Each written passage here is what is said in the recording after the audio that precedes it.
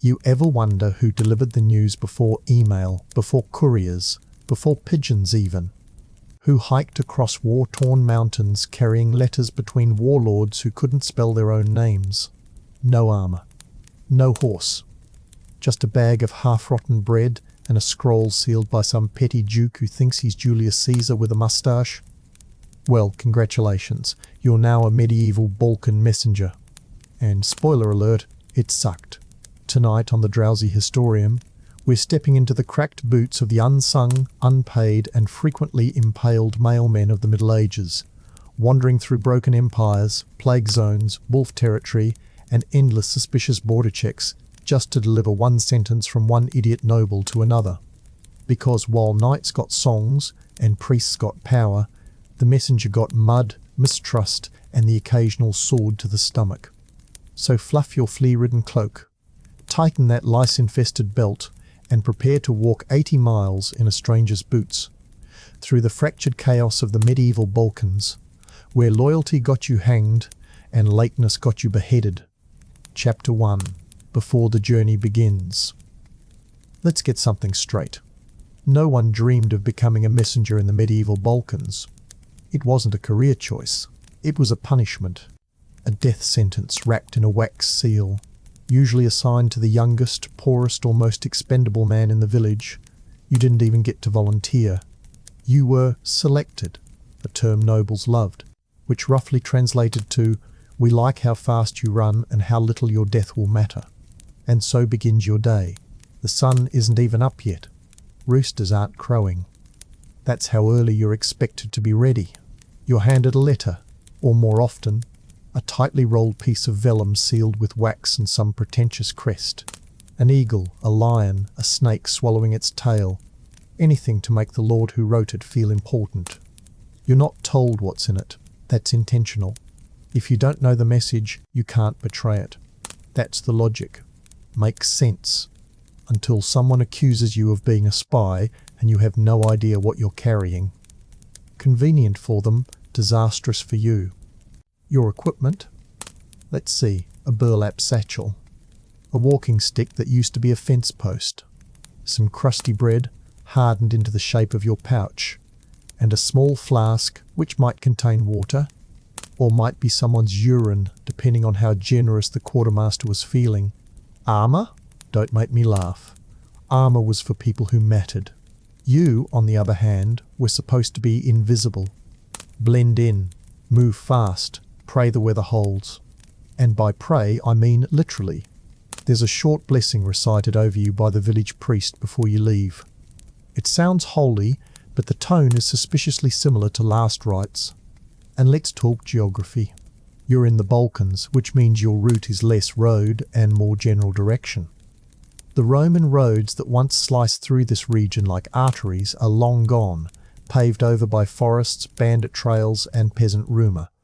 Maps? You wish. Most maps were drawn by men who never left the castle. One famously labelled the entire northern stretch of Bosnia as Bandit Forest, Avoid. That's not a map, that's a dare. And here's a fun detail, you're not just avoiding getting lost, you're avoiding borders. Because medieval Balkans weren't one kingdom. They were 10 kingdoms, 6 duchies, 4 rebellious clans, and whatever the Ottomans had conquered that week. Cross the wrong river, and suddenly you're in enemy territory. A phrase which here means, place where they stab first, ask questions never. You've barely made it out of your own village before you hit your first checkpoint. A wooden barricade, manned by some distant cousin of the local baron. He's got a spear, 2 teeth, and a grudge. You show him your sealed scroll. He squints. He pokes it like it's diseased. He asks where you're going. You name a town. He hasn't heard of it. He asks who sent you. You give the noble's name. He spits. Apparently, that noble once insulted his uncle's pig. Long story short, you pay a crossing tax, which is just a fancy term for, give me whatever's in your pouch or I break your legs. That was checkpoint 1. Only 17 more to go. Let's talk messengers like Ivo and Rade, 2 real-life names pulled from Balkan monastery records. Ivo made 14 confirmed deliveries in 3 years before vanishing near Herzegovina. Raid was famous for outrunning a Hungarian patrol by jumping into a frozen river. His legs were permanently damaged from frostbite. He kept delivering letters for another year. Why? Because when your alternative is starvation, even dying in a blizzard counts as steady work. And don't imagine these guys walked alone. Sometimes your lord would send multiple messengers on the same route, carrying the same message, because he didn't trust any of them to make it alive. You might meet your backup on the road, recognize each other, and still race to the destination. First one there gets a slice of meat, second one gets slapped. But even if you survive the terrain, avoid the wolves, and sneak past the roaming warbands, there's one enemy you can't dodge: suspicion. Peasants look at you like you're an omen. You dress strange. You walk alone. You carry a sealed letter and speak little. Maybe you're cursed. Maybe you're spreading plague. Maybe you're a Turk in disguise. Paranoia was the national language, and you just spoke it with an accent. And heaven forbid you show up in a village during a drought or a crop failure. That's peak scapegoat season. They'll read your presence as a divine sign, and not the good kind. There are recorded cases where messengers were stoned to death by villagers who believed the wax seal on their message was a mark of the devil. One even had his letter burned before he was, just to be safe. So here you are. Day 1. Halfway up a hill, sun beating down, stomach growling. You've got 30 more miles to go, 3 rivers to cross, 2 provinces to avoid, and no idea what kind of message you're carrying or who's going to kill you for it. And worst of all, you're just getting started. Let's talk about the message itself, the sacred scroll. The reason you've risked your life, been spat on, starved, robbed, interrogated, and mistaken for a warlock. You might think it's some grand declaration, an urgent call for peace perhaps, or a delicate matter of diplomacy. But no, most of the time it's something painfully stupid. A noble demanding more wine. A bishop asking for his forgotten comb. A scribe reminding another scribe that the taxes are late because, surprise, the last messenger fell off a cliff. But here's the catch. You don't get to read the letter. In fact, it's illegal in most territories for a messenger to even peek at its contents. Why? Because knowledge is dangerous, especially when it's tied to someone else's power. So you carry this mysterious, sealed tube across kingdoms and through death traps, never knowing whether you're delivering a love letter or a declaration of war. This, by the way, created one of the most hilariously dangerous problems in medieval communication: garbled, corrupted, or outright forgotten messages. See, a lot of messengers weren't literate. That's not their fault. Nobles rarely funded peasant education, so in many cases, rather than a written scroll, the message was oral, memorized, recited, passed down through retellings like a game of historical telephone. And when you've walked 200 kilometers without food, water, or consistent language, there's a good chance the message you finally deliver goes something like, "The Duke said something about goats, maybe taxes, or taxing goats. Look, he looked angry when he said it." This led to what historians now call strategic misunderstandings. Imagine a petty Balkan noble mishearing an oral message and raising an army because he thought the king insulted his hat. Wars have started for less. And who gets blamed when the message is wrong?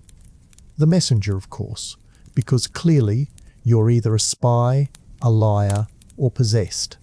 And here's the fun part: even if you're carrying a written message, there's no guarantee the recipient can read it either.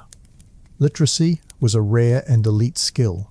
Scribes and monks hoarded it. So you could reach your destination, hand over the sealed scroll with trembling hands, and be met by a frowning warlord who stares at it like it's a cursed fish. "What does it say?" he asks. You shrug. "I don't know, my lord, I wasn't told." He scowls. "Then what use are you?" And just like that, you're in the dungeon, waiting for someone literate enough to confirm that all you delivered was a dinner invitation. Now let's talk risk management, medieval style. Did anyone ever check up on you during your journey? Of course not. No follow-up, no relay system. If you died halfway there, they just assumed the message was lost. No one came looking. No one avenged your death. You were not a person, you were a vessel. If the bottle breaks, the wine's gone. No one cries over a shattered jug. And then there's the weather. Because of course, no medieval journey is complete without being soaked to your bones or frozen to the marrow. Rain turns roads into mud traps, and snow disguises cliffs as inviting paths. Your cloak is made of wool, soaked through in an hour, then frozen stiff overnight. You carry no tent. You sleep under trees. And if you're lucky, you wake up without frostbite.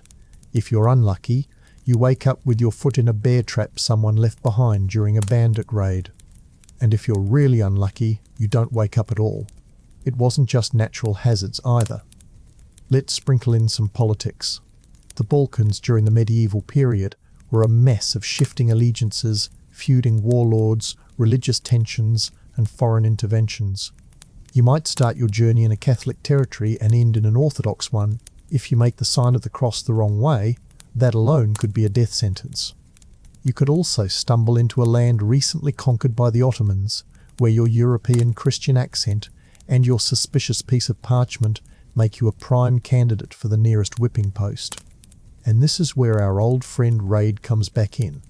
Legend says he once survived by pretending to be mute for 3 weeks straight, avoiding questions, skipping prayer rituals, and miming every transaction like a theatrical performance. He lived off hand gestures and stolen pears. Why? Because a single wrong word in the wrong dialect could have had his head on a pike faster than he could say messenger immunity. Oh right, immunity. Technically, messengers had it.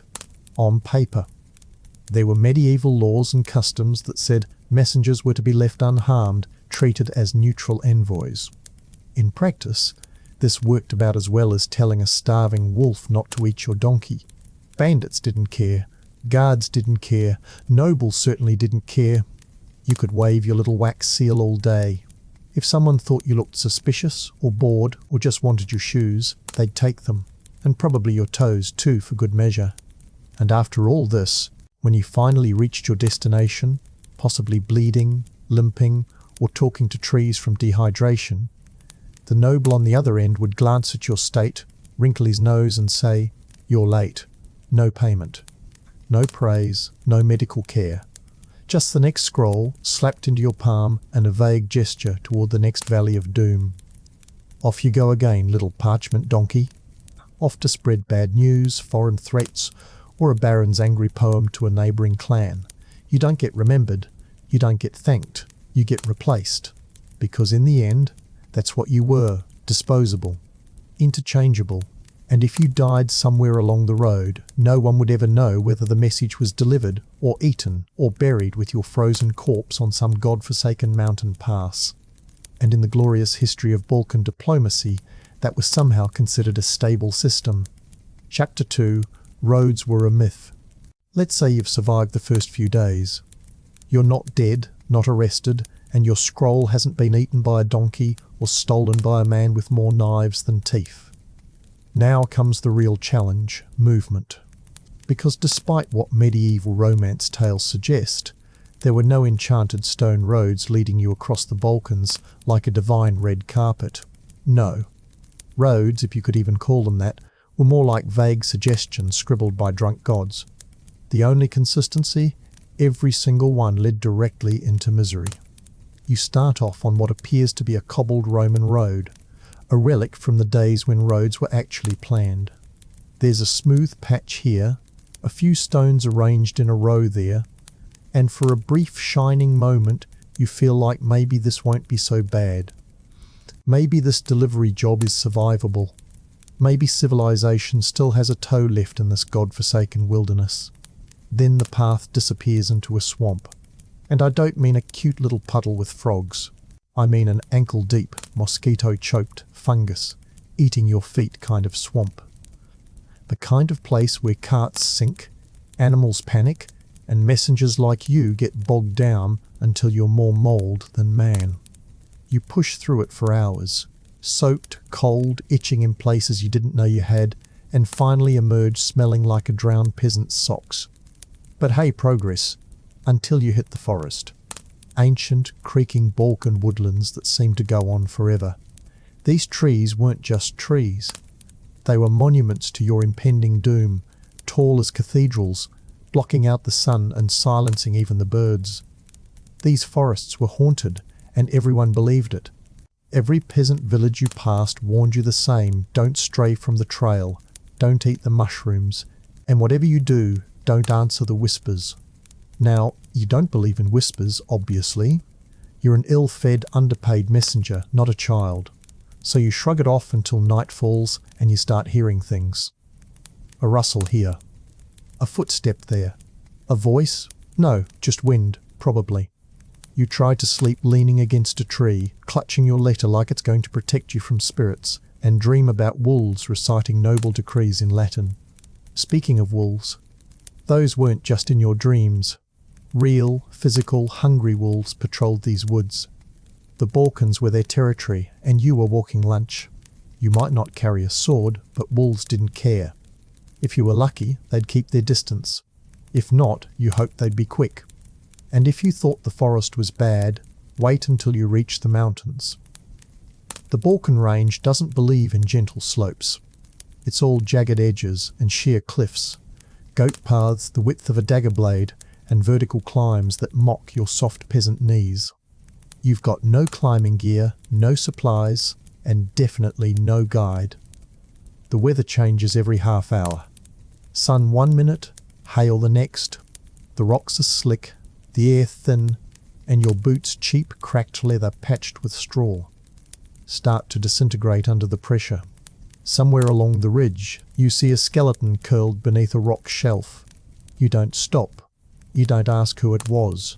Probably another messenger. Probably with the same job as you. The vultures left the scroll untouched.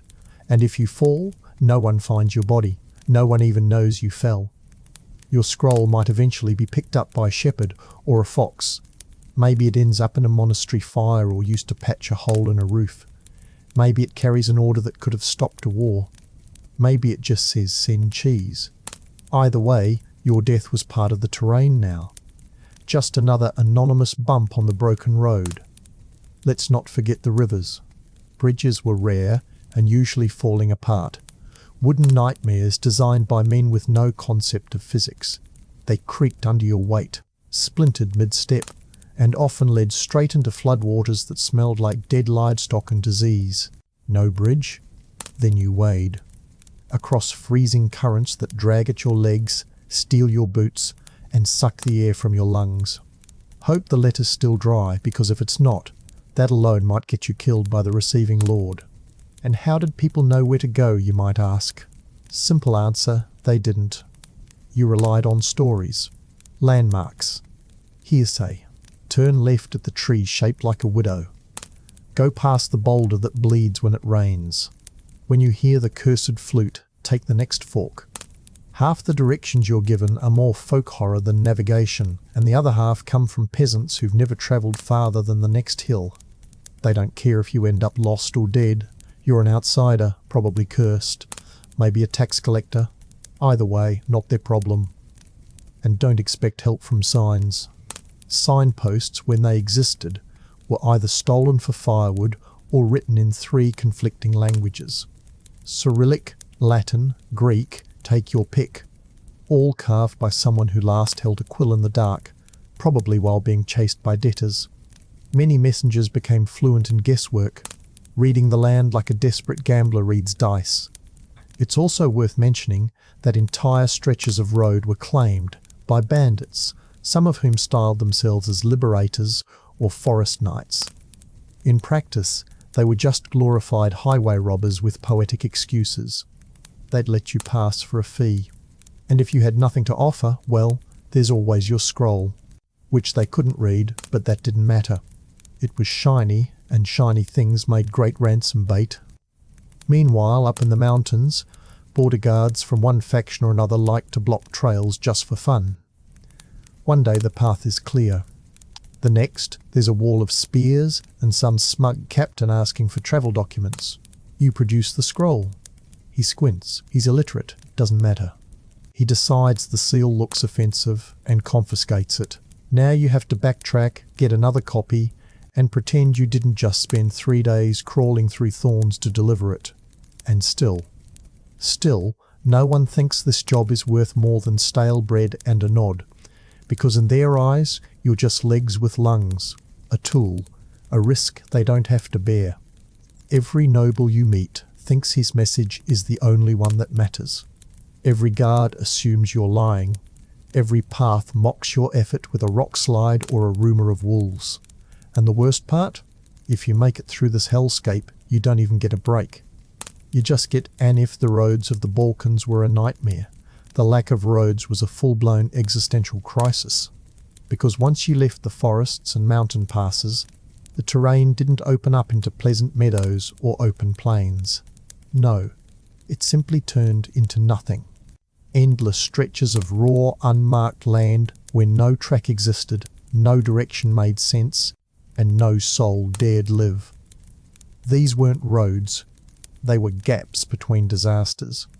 Now you might be thinking, surely the rulers of the time, kings, dukes, tsars, did something to maintain the infrastructure. Ah, that's adorable. No, they were too busy fighting one another over stone towers and cousin marriages. If you want an example of political priorities, understand this. Some lords spent more silver importing peacocks for their feasts than maintaining a single public road. One Serbian noble even paved a quarter-mile of road just so his wedding procession wouldn't have to jostle, but left it to rot immediately after the ceremony. So who did maintain the roads? Technically, no one. Occasionally, monasteries would clear a trail or two near their walls. Not out of civic duty, mind you, but so they could charge tolls on passing merchants. Otherwise, the land was left to war, weather, and wild rumour. What the Romans had once engineered with pride was now slowly being digested by the hills themselves. And let's talk weather, because even if you managed to pick a safe route through this godforsaken chessboard of terrain and violence, you were still at the mercy of the sky. Rain wasn't just inconvenient, it was catastrophic. Roads turned into rivers, rivers turned into mudslides, and villages became isolated islands of suspicion. Entire valleys could flood in a day, and your only hope of crossing them was either on a stolen donkey or a miracle. Snow, on the other hand, was malicious. It didn't fall, it attacked. In the high passes of Montenegro and northern Bulgaria, winter wasn't a season. It was a siege. Snowstorms could last for weeks. Visibility dropped to zero. Landmarks vanished. Entire groups of travellers vanished too. Their bones were sometimes found years later, curled beside shattered scroll tubes and empty flasks, long since buried beneath the quiet tyranny of ice. And as if that wasn't bad enough, you had to factor in feuding factions. Because this wasn't one united country, it was a patchwork of quarrels stitched together by bad marriages and worse treaties. At any point in your journey, you could stumble into the jurisdiction of a rival noble, a rogue knight, a self-proclaimed freedom captain, or the taxmen of a dead empire who still hadn't gotten the message that their boss was beheaded 20 years ago. These warlords loved to set up impromptu toll stations, sometimes just a few logs across a path with some rusted spears and a hand-painted sign that read, in whatever alphabet they felt like using that day, passage fee, everything you own. Try to reason with them and they'd accuse you of sedition. Try to explain you're neutral and they'd call you a traitor. Try to bribe them and they'd nod, take your coin and stab you anyway, because who's going to tell on them? The river? And here's the kicker. Every single faction had their own interpretation of the law. In some regions, being a messenger earned you safe passage. In others, it marked you as a useful prisoner, someone to ransom, interrogate, or press into service. There were entire noble families who kept messengers locked in towers just to keep correspondence. Paused until they got what they wanted. Yes, you were literally used as leverage, a human pause button in someone else's letter war. You might wonder why no one created a better system. Why didn't anyone standardize messaging? Build proper courier stations? Implement trusted relay routes like the Persians or Mongols, because that would require trust. And in the medieval Balkans, trust was rarer than a warm bath. Every noble thought his neighbour was a heretic. Every village feared every stranger. And the idea of coordinated infrastructure was about as realistic as dragons solving trade disputes. Now, let's not forget the religious patchwork across this already volatile region. Eastern Orthodoxy, Roman Catholicism, Bogomil heresies, Muslim emirates. This wasn't just a map, it was a battlefield of theology. Carrying a letter across these divides meant constantly watching your words, your hand gestures, even your posture. Kneel the wrong way at the wrong shrine, and someone might accuse you of blasphemy. Say, "Peace be upon you," in the wrong dialect, and you could be taken for a spy of the Ottomans, or worse, a convert. And in the medieval world, a convert was just a heretic who hadn't been publicly executed yet.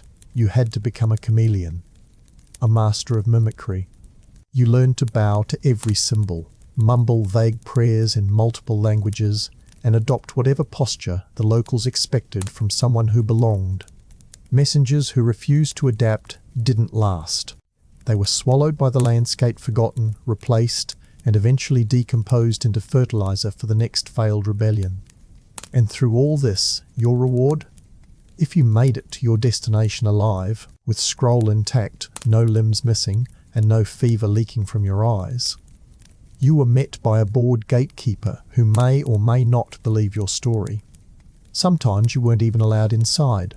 The noble was away, the steward was drunk, the castle was closed for Lent.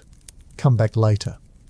So you camped outside the walls, in the rain, in the cold, near the pigs, waiting for someone to accept a scroll you were never allowed to read, for reasons you never understood, from people who would never thank you.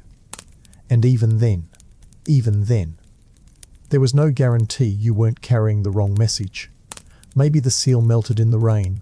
Maybe a clever bandit swapped your scroll for a forged one. Maybe you picked up the wrong satchel in the woods after a panic run from a border patrol. If the receiving noble decided the letter was false, instant death, no trial, no explanation.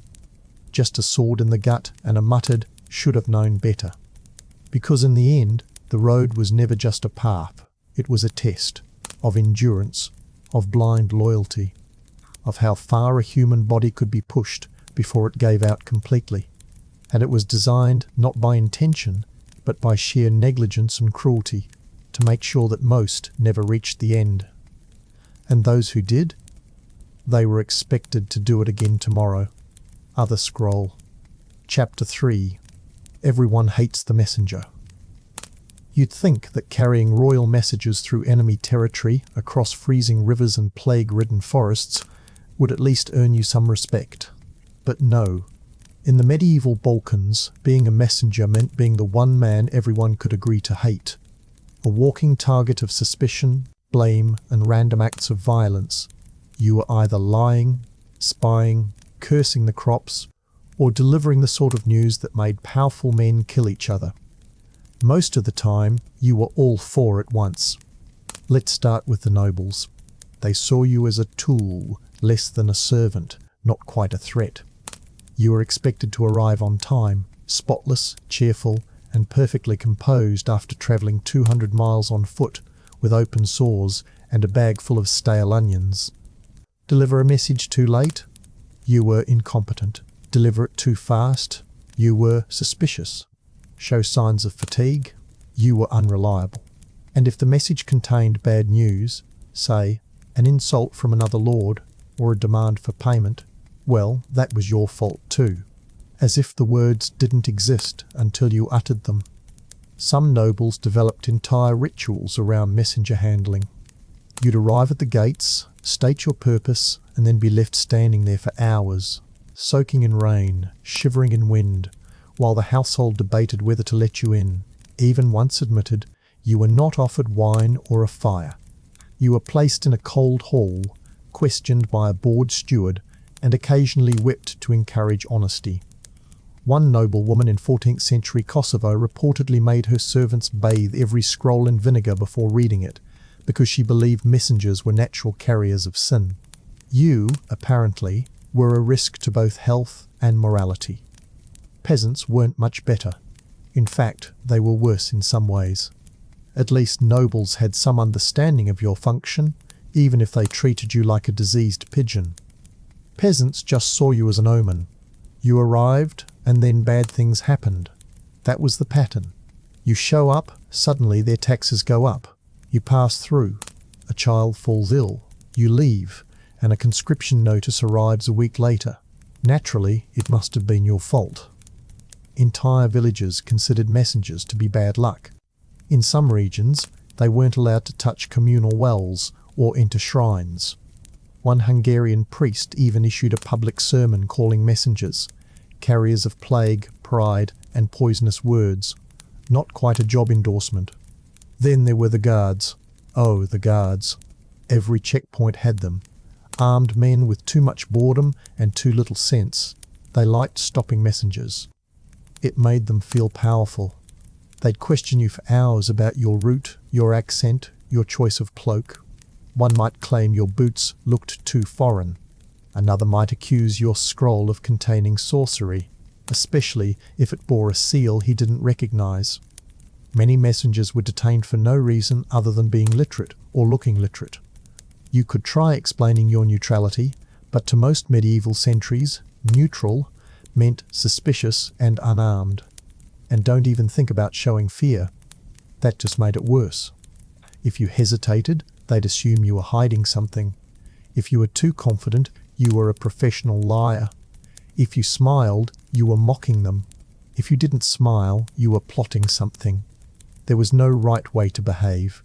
Everything you did was wrong, and they held the spears to prove it. This wasn't just occasional mistreatment. It was systemic contempt. Messengers were outside the normal social order. Not landowners, not monks, not soldiers.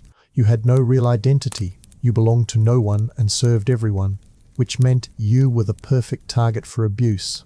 No consequences, no retaliation, just a stranger passing through, a ghost wrapped in dust and duty. There are historical records of messengers being accused of crimes simply because they were present. A village burned, the messenger must have cursed it. A noble's wife miscarried. The letter carried evil intent. A feast spoiled? Perhaps the scroll's wax seal had demons in it. The logic was non-existent, but the results were consistent. Beatings, arrests, and sometimes executions. Yes, executions. Messengers were hanged, drowned, burned, or buried alive because some panicked village needed to blame someone for the latest misfortune. And if you think things were better in the cities, think again. Urban centres like Ragusa or Skopje were no safe haven. You were watched even more closely. City guards had rules, papers, and petty bureaucracies designed to entrap strangers. One incorrect phrase, one missing stamp, and you could be jailed for unauthorized transit. That's if they didn't simply confiscate your letter and throw you out. There were towns where messengers were required to wear special badges or coloured cloaks, essentially targets, to identify them as runners of foreign tongues. In other words, as people who could be safely blamed for anything and everything. Let's not forget the clergy. Because of course the church had opinions. Many monks despised messengers. They saw them as impure, full of secrets and lies. After all, what kind of man chooses to wander endlessly with other people's thoughts? What pious soul spends his life whispering between lords rather than kneeling before the altar? You'd be surprised how many monasteries turned away messengers at the gates, citing sanctity concerns. One abbot even wrote that the messenger is a mule of the devil. He carries burdens not his own, and is driven by voices not his own. Translation: you are either a sinner or a lunatic. Sometimes both. All of this contempt filtered down into the culture. Songs were written mocking messengers. Jokes told in taverns cast them as buffoons or cowards. You'd hear them whispered as you passed. He walks with the words of war and thinks he carries peace. He brings the bread of news. but it is always stale. Small things, but they added up. By the end of your career, if you lived that long, you weren't just tired, you were invisible, and not in a romantic way. In the way that people forget you exist, while blaming you for everything that happens. So why did anyone become a messenger? Because they had no choice. It was either this or starvation, conscription, or criminal punishment. Being a messenger was the final option for those who had nothing else. It wasn't a calling, it was a sentence, and the world never let you forget it. Let's say you've finally arrived at your destination, exhausted, filthy, and slightly delirious from drinking swamp water and avoiding wild dogs. You've made it past the forests, the checkpoints, the wolves, and the insults. You limp into a noble court or fortified village, proudly bearing a scroll sealed with the crest of someone richer than you'll ever dream of being.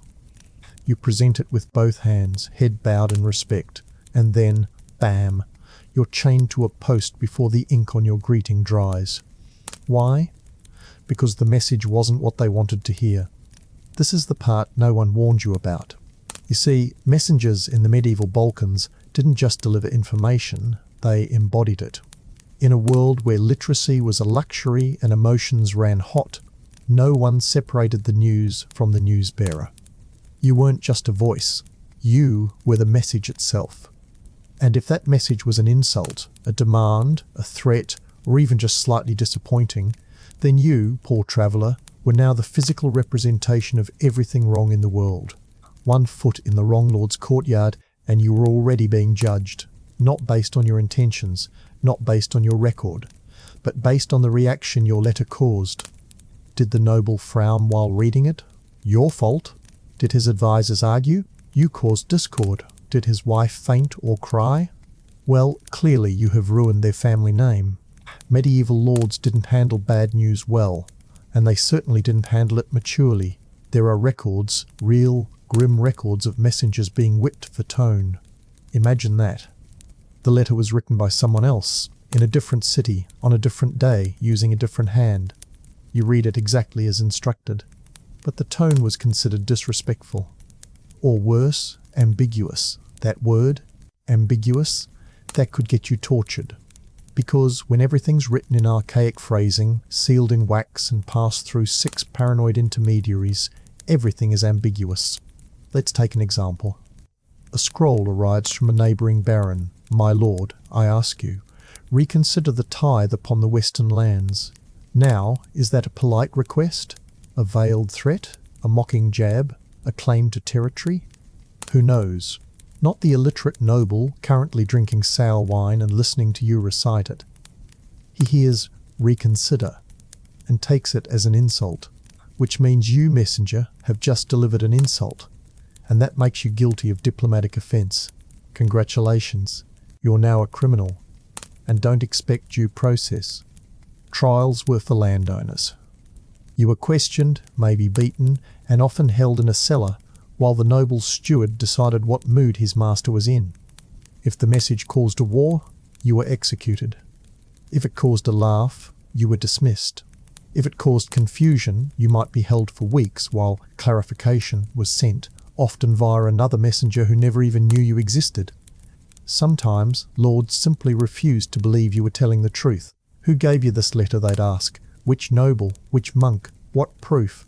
You'd point to the seal. They'd squint. Looks like a forgery, they'd say, just because they didn't like what the scroll contained. In that moment, your fate depended less on evidence and more on whether the recipient had a toothache or an empty wine cup. You weren't on trial. You were at the mercy of someone's hangover. And if you thought noble courts were dangerous, peasant assemblies were absolute chaos. On rare occasions, messengers had to deliver orders directly to village elders, tax demands, conscription notices, land seizure decrees. These weren't just pieces of paper. They were bombs. And you were the fuse. You'd read the order aloud, maybe even twice if they didn't catch the Latin the first time. Then the silence would fall, then the murmuring, then the shouting, and sometimes the stoning. There are recorded cases of messengers being drowned in village wells after delivering tax notices. Not for malice, but for symbolism. The well represented the life of the village. The message represented its death. The villagers threw you into it to cancel the bad luck. Superstition doesn't need logic, just desperation. Other times, the punishment was more creative. In one Croatian village, a messenger who brought news of increased conscription quotas was tied to a tree with his own scroll, covered in honey, and left for the insects. He survived, barely. But the message didn't. That, the villagers said, was enough. Let's not forget the ever-present threat of substitution. Messengers were often mistaken for spies. That was almost routine. But occasionally they were used as pawns in ongoing feuds. A noble might receive your scroll and respond with something like, "Very well. I'll send my answer with this man." Then he hands you a new scroll and sends you off, only it's not an answer. It's a forged note meant to provoke war, or confuse a rival, or simply dispose of you. Because if you die delivering a fake message, no one can prove who sent it, and your death becomes a convenient hole in the narrative. Even fellow messengers could be your enemies. Some lords employed multiple messengers at once to test their loyalty. If one messenger arrived and the others didn't, suspicion. If one scroll said one thing and the other said something different, treason. Messengers sometimes killed each other on the road, either out of fear or on orders, just to protect the version of the truth they were carrying. The profession wasn't just lonely. It was lethal competition. In short, there was no safety, no fairness. You lived with the permanent threat that one wrong phrase, one misunderstood symbol, or one frown from a moody aristocrat could end your life. You weren't just blamed, you were disposable. You weren't just ignored, you were actively hated. And the more critical the message, the more you were despised. Because, in the medieval Balkans, where law bent under mood, where facts were filtered through fear, and where literacy was both power and heresy, you were the unfortunate soul who had to carry truth across a land built entirely on denial. And they shot the messenger every time. Chapter 4. Wolves, Warbands, and Witch Hunts. Now if being hated wasn't bad enough, let's shift to the more primal threat being hunted. Not figuratively. Not emotionally. Literally. The kind of hunted where you hear twigs snap behind you or someone sniffing in the dark, and suddenly your job becomes less about carrying royal parchment and more about not dying in a ditch with your throat torn open. The medieval Balkans were not a place of safety. They were a snare-filled nightmare of superstitions, violence, and the kind of lawlessness that even the most corrupt noble couldn't control. If the scroll in your hand didn't get you killed, the territory you walked through probably would. Let's begin with the wolves. Not metaphorical ones, real ones. Fur, fangs, the whole dripping teeth ensemble. Packs of them roamed the highlands and forested ravines, especially during the colder months when livestock grew scarce, and messengers, solitary, weak, often limping, became far more interesting. Unlike the wolves of today, who avoid humans, the medieval Balkan wolf was a different breed. These weren't just predators, they were seen as omens. Demons in fur, creatures born of curses and ancient betrayal. So when you crossed a snow-covered pass and heard the howl echo through the pines, it wasn't just fear you felt, it was judgment. Many messengers travelled with charms stitched into their tunics, herbal pouches, finger bones of saints, or little wax dolls soaked in oil to ward off wolves. Did it work? Of course not. But it made them feel slightly less alone as they trudged through moonlit terrain that felt pulled straight from a pagan fever dream. And if you were attacked? Well, your corpse would probably be found months later, your wax seal half chewed, your legs scattered up a slope, your message unread and irrelevant. But let's be honest, wolves were just one problem, a natural one. You could rationalize wolves. But warbands? Now that was pure, unfiltered chaos. These weren't organized soldiers. These were roaming mobs of armed men with no allegiance, no uniforms, and no purpose other than plunder. Some claimed to be mercenaries. Others styled themselves as resistance fighters. In truth, they were unemployed swordsmen, bandit sons, disgruntled peasants with pitchforks and a flair for violence. They patrolled the lesser-used trails, the same trails messengers were often forced to take to avoid checkpoints. If you crossed paths with one of these groups, your only hope was that they were drunk enough to let you go in exchange for your boots. These warbands didn't just rob, they collected. Cloaks, scrolls, fingers, names. Some kept ears as trophies. Others made you read your own message aloud, then laughed, mocked the words, and burned the parchment in front of you. Not because it meant anything to them, but because destroying what you risked your life to carry was the easiest way to humiliate you. And if you tried to explain you were neutral, that just made things worse. Neutral was a joke. Everyone was on a side, and if you weren't, you were suspicious. And if you were suspicious, you were either a spy, a liar, or something worse, a witch's servant. Yes, now we arrive at the third layer of absurd danger. Witchcraft accusations. You see, the medieval Balkans weren't just torn by politics. They were tangled in a spiritual war between old pagan superstitions, rising Christian orthodoxy, and 1,000 overlapping fears passed down through folklore. To a frightened village or a paranoid patrol, a lone man walking through cursed woods carrying sealed scrolls was not delivering letters. He was casting spells, whispering curses, bringing omens. And the seals? The wax ones stamped with noble crests? Those were the worst. To the illiterate and the terrified, those seals looked like demonic symbols. A lion's head, satanic. A serpent, definitely a curse. A cross inside a circle? That's a charm of binding, obviously. You couldn't reason with these people. You couldn't say, "No, sir, this is the coat of arms of Duke Dragomir of Zeta." Because the only thing they heard was Dragomir, which sounded enough like dragon to justify setting you on fire. Let me make this clear. Messengers were burned. Not regularly, not daily, but enough. Enough for it to show up in court records, in monastery scribblings, in desperate pleas for better identification papers. You could be tied to a stake because a town elder had a dream about a black scroll. You could be dunked in a river to test your spirit because your message arrived during a thunderstorm.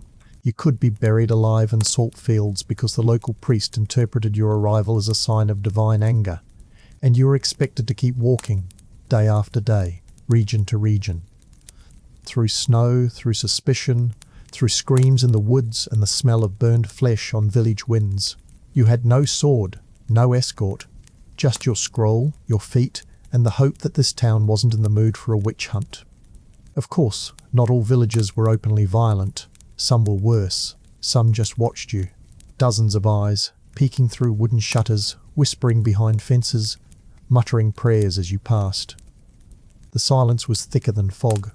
You'd knock at a hut to ask for water, and the door would creak open just enough to pass you a bowl left on the ground, no hands shown.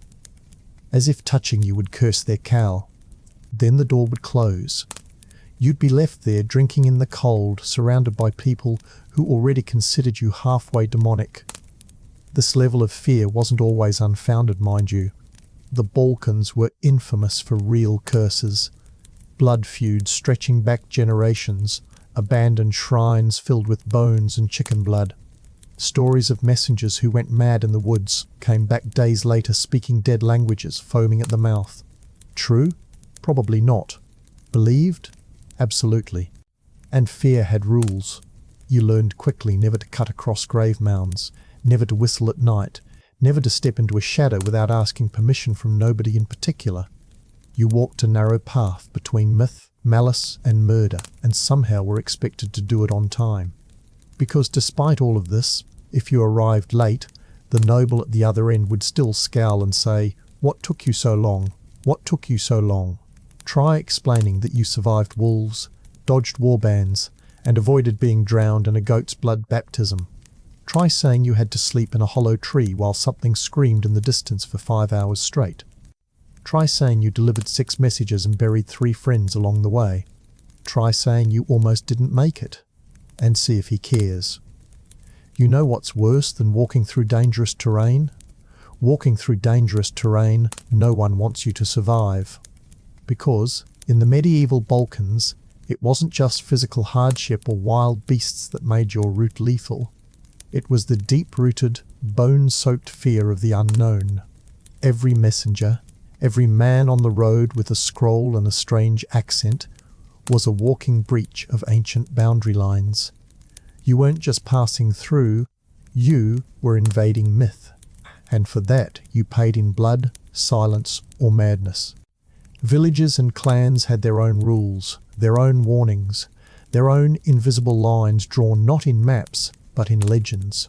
Certain groves were never to be entered, certain rocks were cursed, certain hills belonged to the dead. You might walk for hours without seeing a single person, and then, out of nowhere, a small child would emerge, eyes wide, holding a stick with animal bones tied to it. She'd stare at you, say nothing, then turn and vanish into the mist. That's your road sign, that's your warning. Ignore it, and you were on your own against forces that didn't care for nobility or sealed scrolls. Take the infamous Whispering Hollow, near the southern edge of modern-day Bosnia.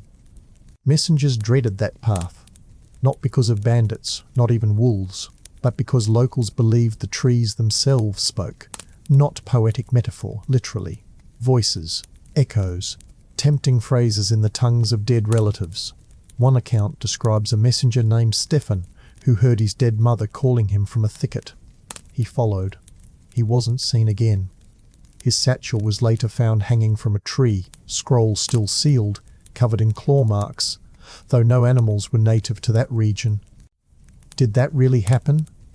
Does it matter?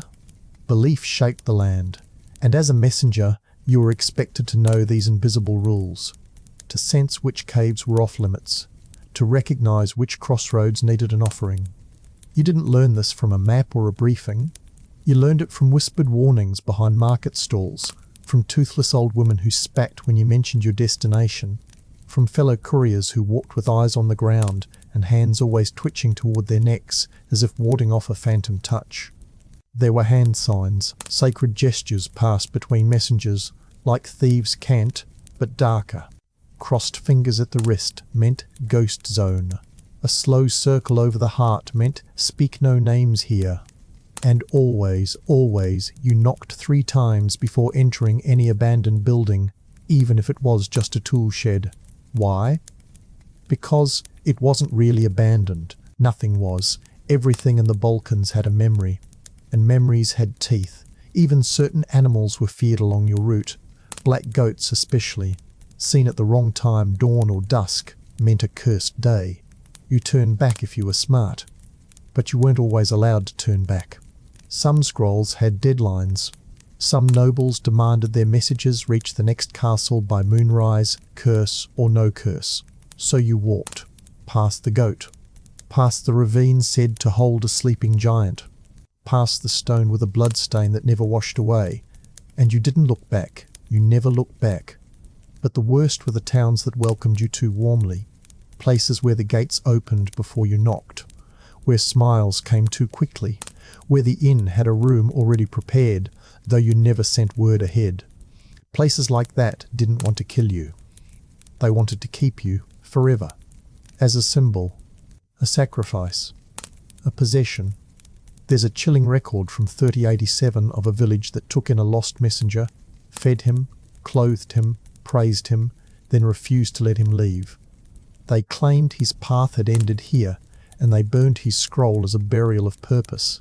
He was found years later insane, muttering in Greek, though he was born in Zeta and never knew the language. Why?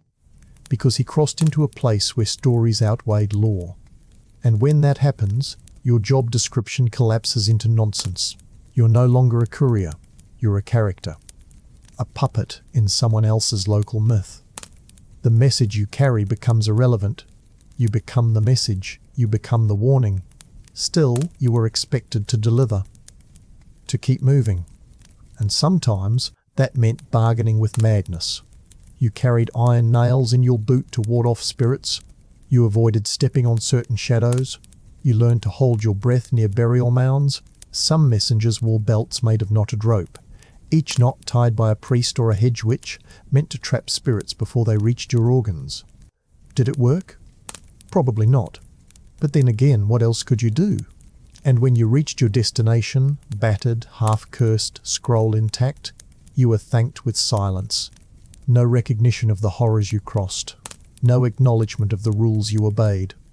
Just another letter handed to you, another seal pressed into your palm, another journey assigned. No guide, no map. Just a curt nod in a dialect you barely understood. The whole system ran on blind obedience, not just to nobles, but to fear. To unseen forces, to unwritten laws that governed the dust and wind and bones beneath your feet. And if you broke them, intentionally or not, you didn't just die, you vanished. And no one, not the noble who sent you, not the village that received you, would ever speak your name again. Because in the medieval Balkans, where myth bled into reality and roads were rituals as much as roots, the messenger was the bridge between worlds, a necessary evil, a living gamble. And you don't mourn a gamble, you just place the next bet. Chapter 5, Hunger as a Travel Companion. If you've made it this far alive, congratulations. You survived the wolves, dodged warbands, sidestepped curses, and kept your head down during several minor witch hunts. But don't relax just yet, because now you face the most reliable, consistent, and personal enemy of the medieval messenger hunger. Not the poetic kind, not the type you feel after skipping lunch. No, this was the constant, low, gnawing ache in your gut that started on day 2 and never really stopped. Hunger wasn't an event. It was your travel companion. And it didn't whisper like demons in the forest. It screamed. There was no supply chain, no planned provisions, no packed lunch or trail ration system. The noble who gave you the scroll rarely thought about how you'd actually eat during your journey. If he was particularly generous, he might toss you a chunk of salted pork or half a wheel of sour cheese, left over from a feast 2 days prior. If he was truly divine, maybe a crust of bread too hard to chew but soft enough to attract flies. And water? You were expected to drink from streams, puddles and wells, none of which were filtered, and many of which were shared with livestock or worse. Food, like everything else in your journey, was an improvisation. You foraged, you begged, you occasionally stole. You learned to eat whatever didn't bite back. Roots, bitter herbs, wild garlic, snails if you were lucky, beetles if you weren't. Some messengers even carried a sharpened stick, not as a weapon, but as a tool for digging up tubers or defending a scrap of mouldy rye from rats. Because, yes, rats were competition and often better fed than you. Then there were the villages. In theory, you might stop in one, ask for food, maybe trade a story for soup, but theory is useless when your arrival is met with locked doors and suspicious glares. Most villagers were starving themselves. Harvests failed regularly. Winters came early. And no one wanted to share a half-burned potato with the strange man carrying a scroll marked with noble insignia, especially when that insignia might be a signal for higher taxes or conscription. In many cases, you were lucky if they threw you an onion. If they liked you, maybe they'd boil it. And yet, hunger wasn't just physical. It was mental corrosion. After days of malnutrition, your thoughts blurred. Directions became guesses. Memories became foggy. You'd walk a mile, then wonder if you were going the wrong way. Or worse, if you'd already passed that spot before. You'd hallucinate smells, roast meat, wine, warm bread. You'd chase the scent, only to find a rotting log and a fox carcass. Your dreams turned cruel. You'd see tables, feasts, roasted boars with apples in their mouths, then wake up to the sound of your own stomach echoing through a cave. Messengers often travelled alone, but starvation made them talk. To trees, to rocks, to the scroll itself. Some treated their letters like companions, whispering apologies for delays or promises of arrival. Just a little further, one was recorded as saying to a message addressed to a prince, "We'll eat when we get there." That man died 2 days later beside a dry streambed. The scroll was recovered. The prince never asked who carried it. Even the monasteries, those supposed havens of charity, were unreliable. Some offered food, but only if you attended Mass or confessed sins you hadn't committed. Others turned you away entirely, seeing you as a vector for disease or heresy. The kindest ones offered porridge so thin it could be drunk.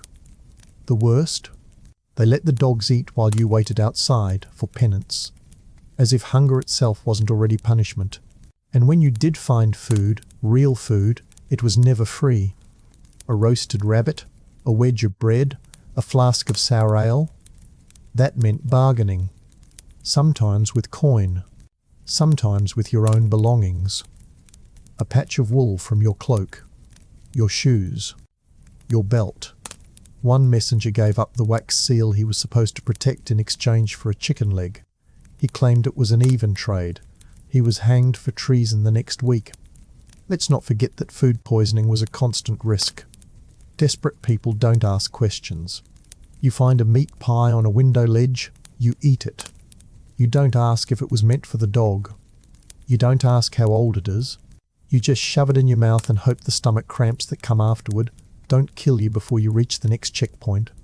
And yes, messengers died of dysentery. They dropped on the side of the road, clutching their guts, leaving behind scrolls soaked in vomit and prayers unanswered. And sleep? Sleep was supposed to help you forget hunger. But where do you sleep when you're viewed as a threat, a demon, a ghost? Not in a bed, not even on a straw mat.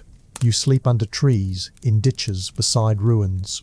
You curl up with your satchel like it's a pillow, one eye open for wolves, one ear listening for footsteps, and you dream of food that never comes, of warm broth that turns into river water, of bread that crumbles into ash. The body starts to waste. Your cheekbones sharpen, your ribs push against your skin, your feet swell, your hands tremble, and still you walk. Because messengers weren't allowed to rest. Every delay was suspect. Every pause was potential betrayal. Nobles didn't care that you hadn't eaten in 4 days. They cared whether their message was late. And so hunger became not just a companion, but your identity. You were the starved man, the thin shadow passing over ridgelines. The figure villagers pointed at and whispered, "He carries a curse," not because of your scroll, but because you looked like someone already dead. And that's the irony of it all. You carried messages of power, of wealth, of land transfers and royal decrees. You held in your hands the words of men who feasted on silver plates, whose dogs ate better than kings from other countries. And all the while, you sucked marrow from cracked bones and scraped moss from stones just to stay alive long enough to deliver their thoughts. And what did you get in return? Another scroll. Another journey. Another day without food. If starvation wore down your body, then exhaustion finished what was left of your soul. Sleep wasn't a right, it was a gamble. A dangerous, fragile window of vulnerability that rarely came when you needed it, and almost always came at the wrong time. The medieval messenger didn't just fight hunger, he fought gravity, his own collapsing knees, the slow erosion of consciousness. And when sleep finally caught him, it often came where death waited patiently, just a few inches deeper in the snow. Let's start with the most obvious problem. There were no inns for messengers. You weren't a merchant, you weren't a pilgrim, you weren't rich or religious or armed. You had no goods to sell and no arms to offer. The concept of a warm bed at the end of a long day didn't apply to someone who carried sealed letters instead of trade or tithes. If you were lucky, you found a covered wagon to sleep under. If you were unlucky, you curled up beside a tree, under a bridge, or in the crook of the frozen rock, and hoped your breath still fogged the air come morning. But the body wasn't built for that. Not for days, not for weeks. The sleep you got wasn't real sleep. It was twitchy, paranoid dozing, minutes at a time, maybe half an hour if you were truly spent. And when you woke, it was never to the sounds of birds or the gentle wind, but to the snapping of branches, the rush of approaching footsteps, or the unmistakable scrape of something sniffing far too close to your ankle. Your body never dropped its guard. Even in unconsciousness, it remained coiled like a beaten animal. Eventually, that kind of sleep deprivation took its toll. Your mind began to play tricks. You forgot conversations, directions.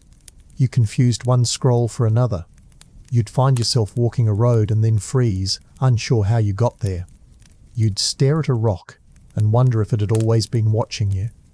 The hallucinations were quiet at first, soft voices, shifting shadows, but they grew louder the longer you went without true rest. Some messengers called them the echoes. Others didn't call them anything, because by the time they could describe what they saw, they no longer remembered their own names. And illness. Oh, illness was never far behind. Hunger and exhaustion invited it in like an old friend. You picked up fevers from foul water, parasites from bad meat, infections from simple blisters that festered inside damp boots. A cut from a thorn could rot your leg. A cough could turn into death rattle. There were no healers on the trail, no apothecaries tucked into the woods.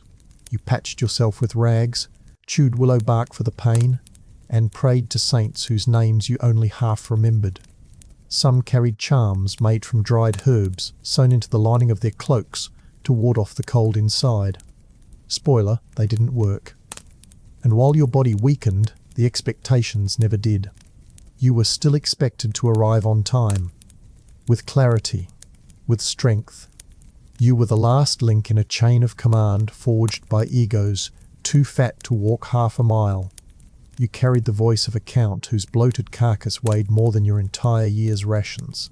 You delivered messages about borders, taxes, marriage proposals, military threats, all while coughing blood into your sleeve and wondering if your own name would be remembered when they found your corpse in a ditch. There are records, tragically consistent ones, of messengers arriving at a noble's gate only to collapse on the ground and die before saying a word. They were then accused of failing their duty. The scroll was taken. The body discarded. One case tells of a boy of 15 sent across 4 provinces in winter to deliver a sealed message to a baron in the north. He was found half-conscious, barefoot, with icicles in his hair.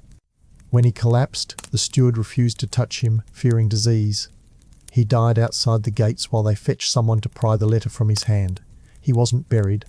The dogs handled it. This was your worth. This was your reward. And still the job continued.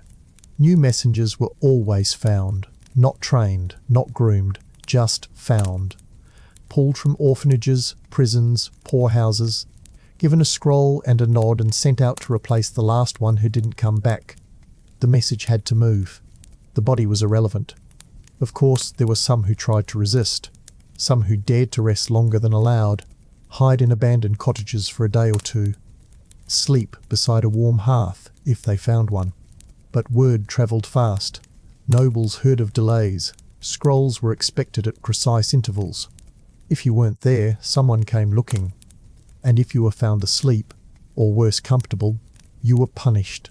Whipped, fined, sometimes branded as a deserter. The message was sacred, your health was not.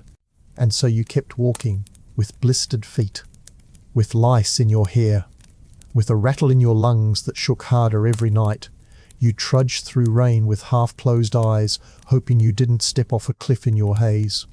You pressed forward through snowstorms, unable to feel your fingers, barely able to remember the name of the town you were headed toward. You became less than human, a shadow, a whisper. The message moved, and so did you. And the world? It didn't notice, it didn't care. Because in the grand scheme of medieval politics, war and theology, the messenger wasn't the hero. He wasn't even a footnote. He was the ink-stained space between sentences. Erasable, replaceable, and eternally exhausted. Chapter 6. Winter doesn't care. If summer in the Balkans tried to kill you with thirst and fever, then winter did it with precision. It didn't chase you, it didn't scream. It simply arrived, quietly, completely, and waited for you to stop moving. Because winter, unlike nobles or wolves or bandits, wasn't emotional. It didn't hate you, it didn't fear you. It just didn't care. And in the life of a medieval messenger, that was somehow worse. It started innocently enough. A chill in the morning air, a dusting of frost on your sackcloth boots, your breath lingering longer each time you exhaled.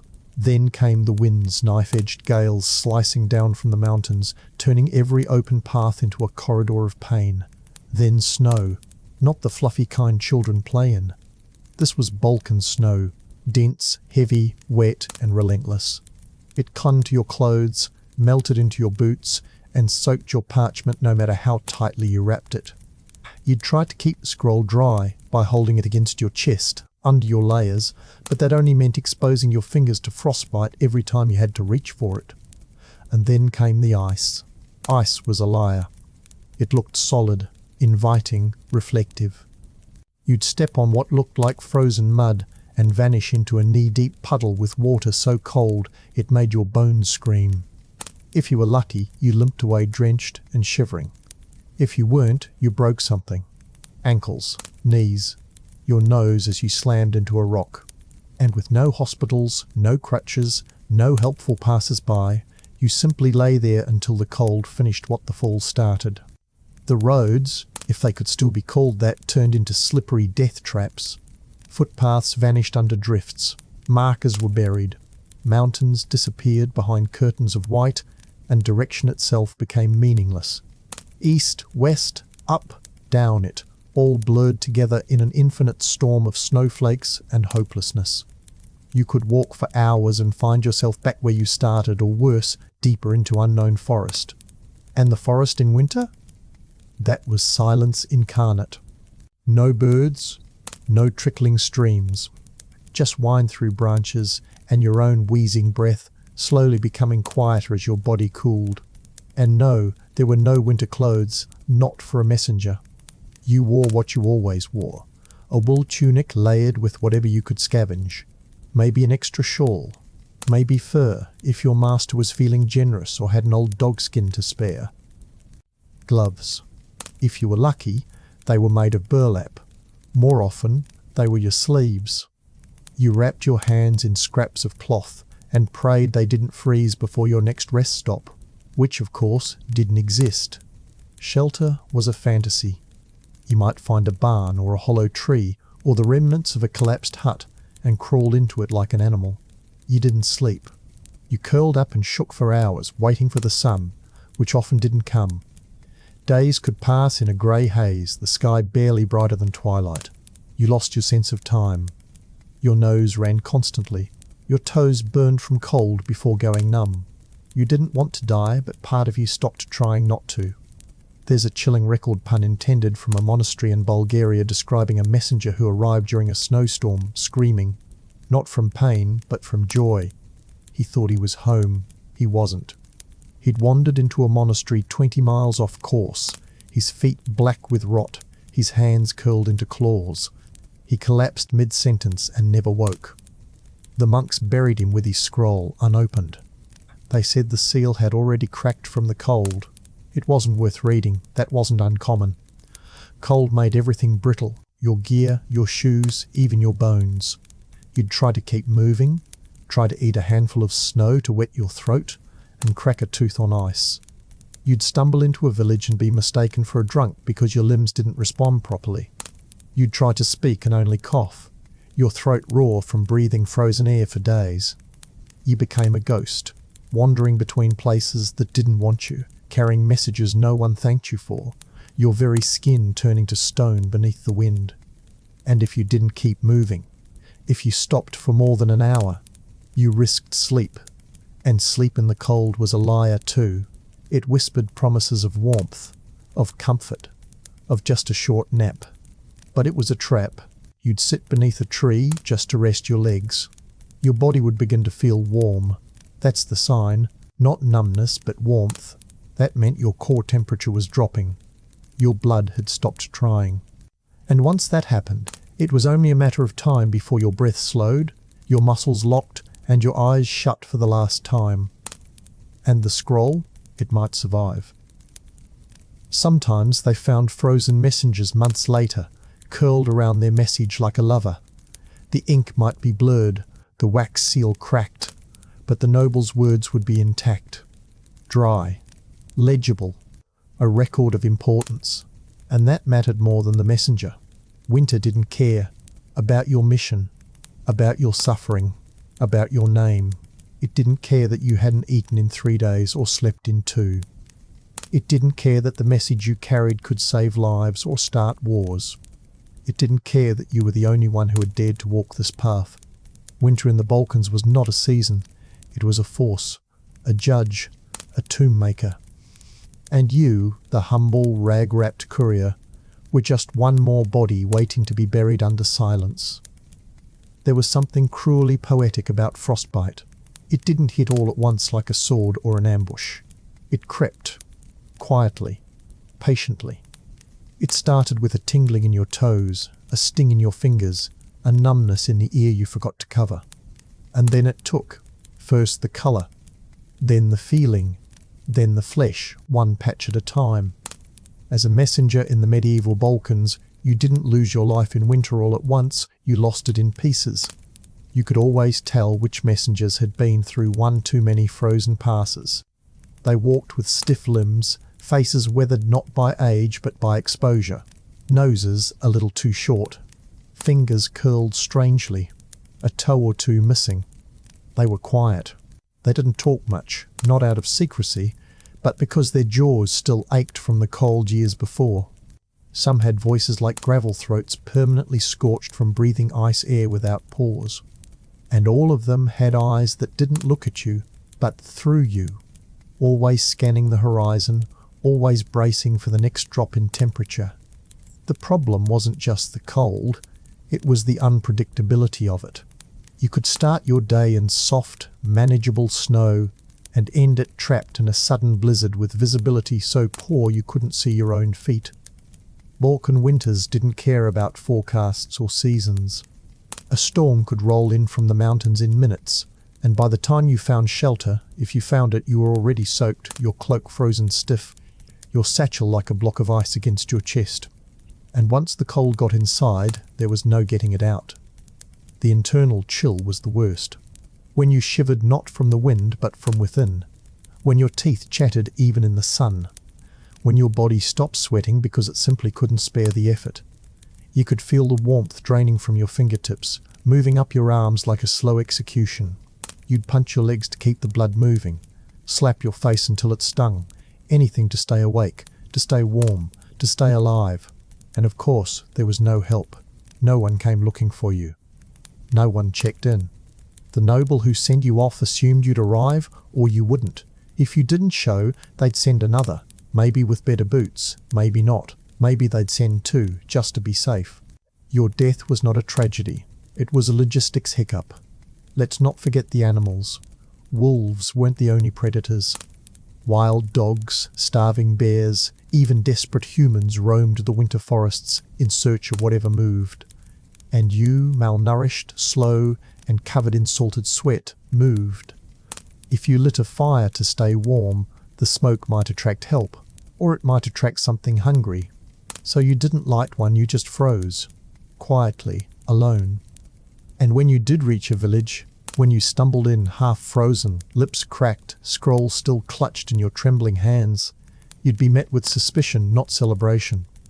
What brings a man out in this weather, they'd ask, as if you had a choice, as if you were some frostbitten adventurer chasing glory.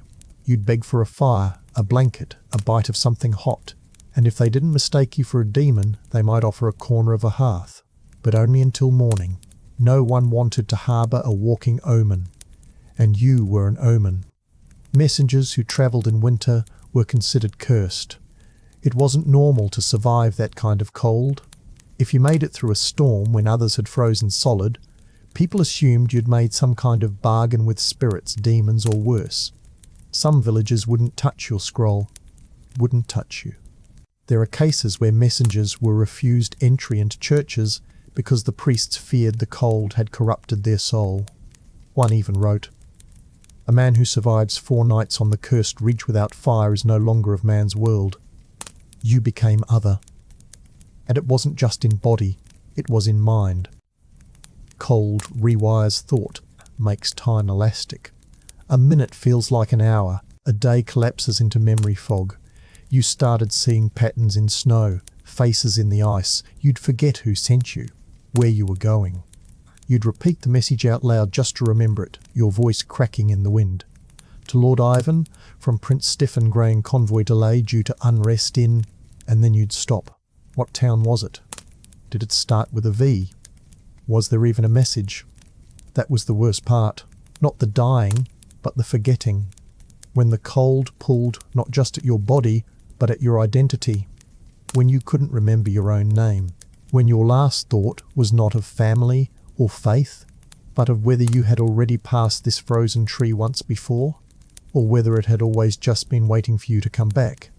And if by some miracle you did deliver the message, if you limped to your destination with blackened toes, a face burned raw by wind, scroll intact, you were not praised, you were corrected. "You're late," they'd say, without looking up from their ledger. "You were expected 2 days ago." You'd try to speak. Your voice would rasp. You'd try to stand straighter. Your knees would wobble. They'd take the scroll from your hand like a damp rag, as if your frostbitten journey hadn't protected it for the last 50 miles.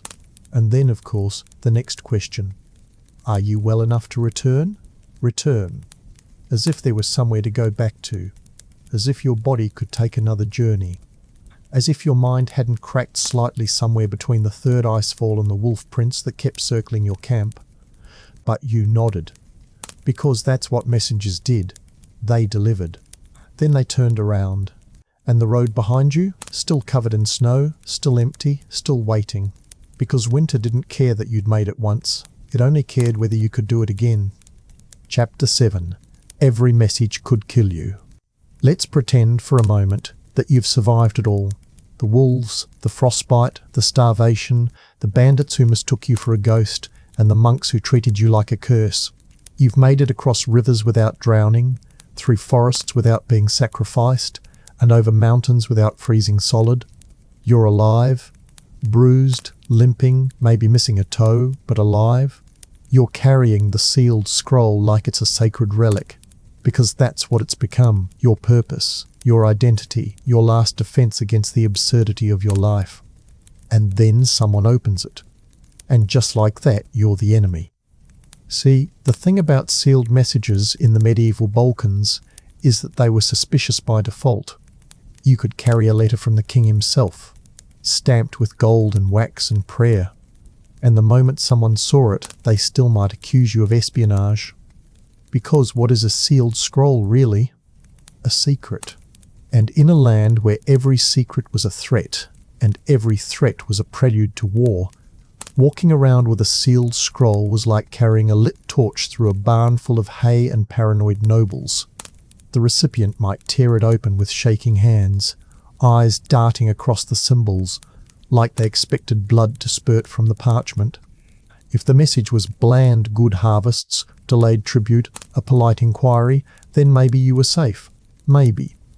But if the message included anything remotely ambiguous, a change in grain tariffs, a shift in troop assignments, a sudden wedding cancellation, you were no longer a messenger. You were an accomplice.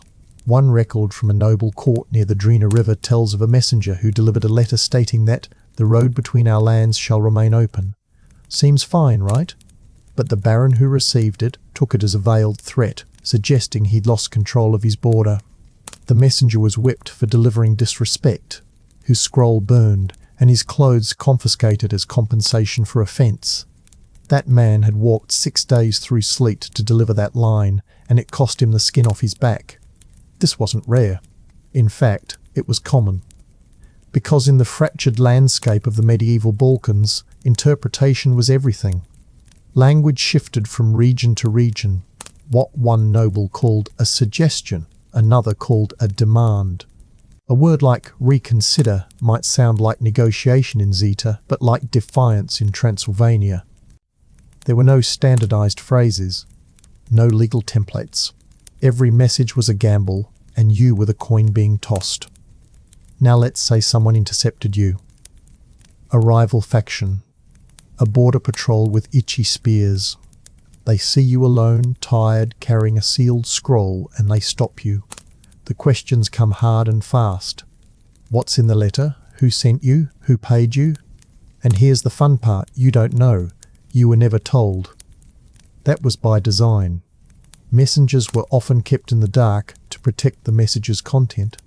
But when you say, I don't know, they hear, I'm hiding something. And now you're tied to a post, being questioned with a little more persuasion. Maybe a boot on your fingers. Maybe a knife slowly peeling back your sleeve. Maybe they just stare at you silently for hours until your own thoughts turn against you. You begin to doubt yourself. Did that Lord say something strange when he gave you the scroll? Was the seal a little too ornate? Could this really be just a message, or have you been used as bait? That happened too. Some nobles used messengers as decoys, sent them out with meaningless messages just to see which roads were being watched. If the messenger never returned, they'd assume the route was compromised. If he did return, they'd sometimes send him back out, same path, different scroll. Messengers weren't just carriers. They were test subjects in a medieval game of spycraft, and they never got to read the rules. And the contents? Let's not pretend all messages were innocent.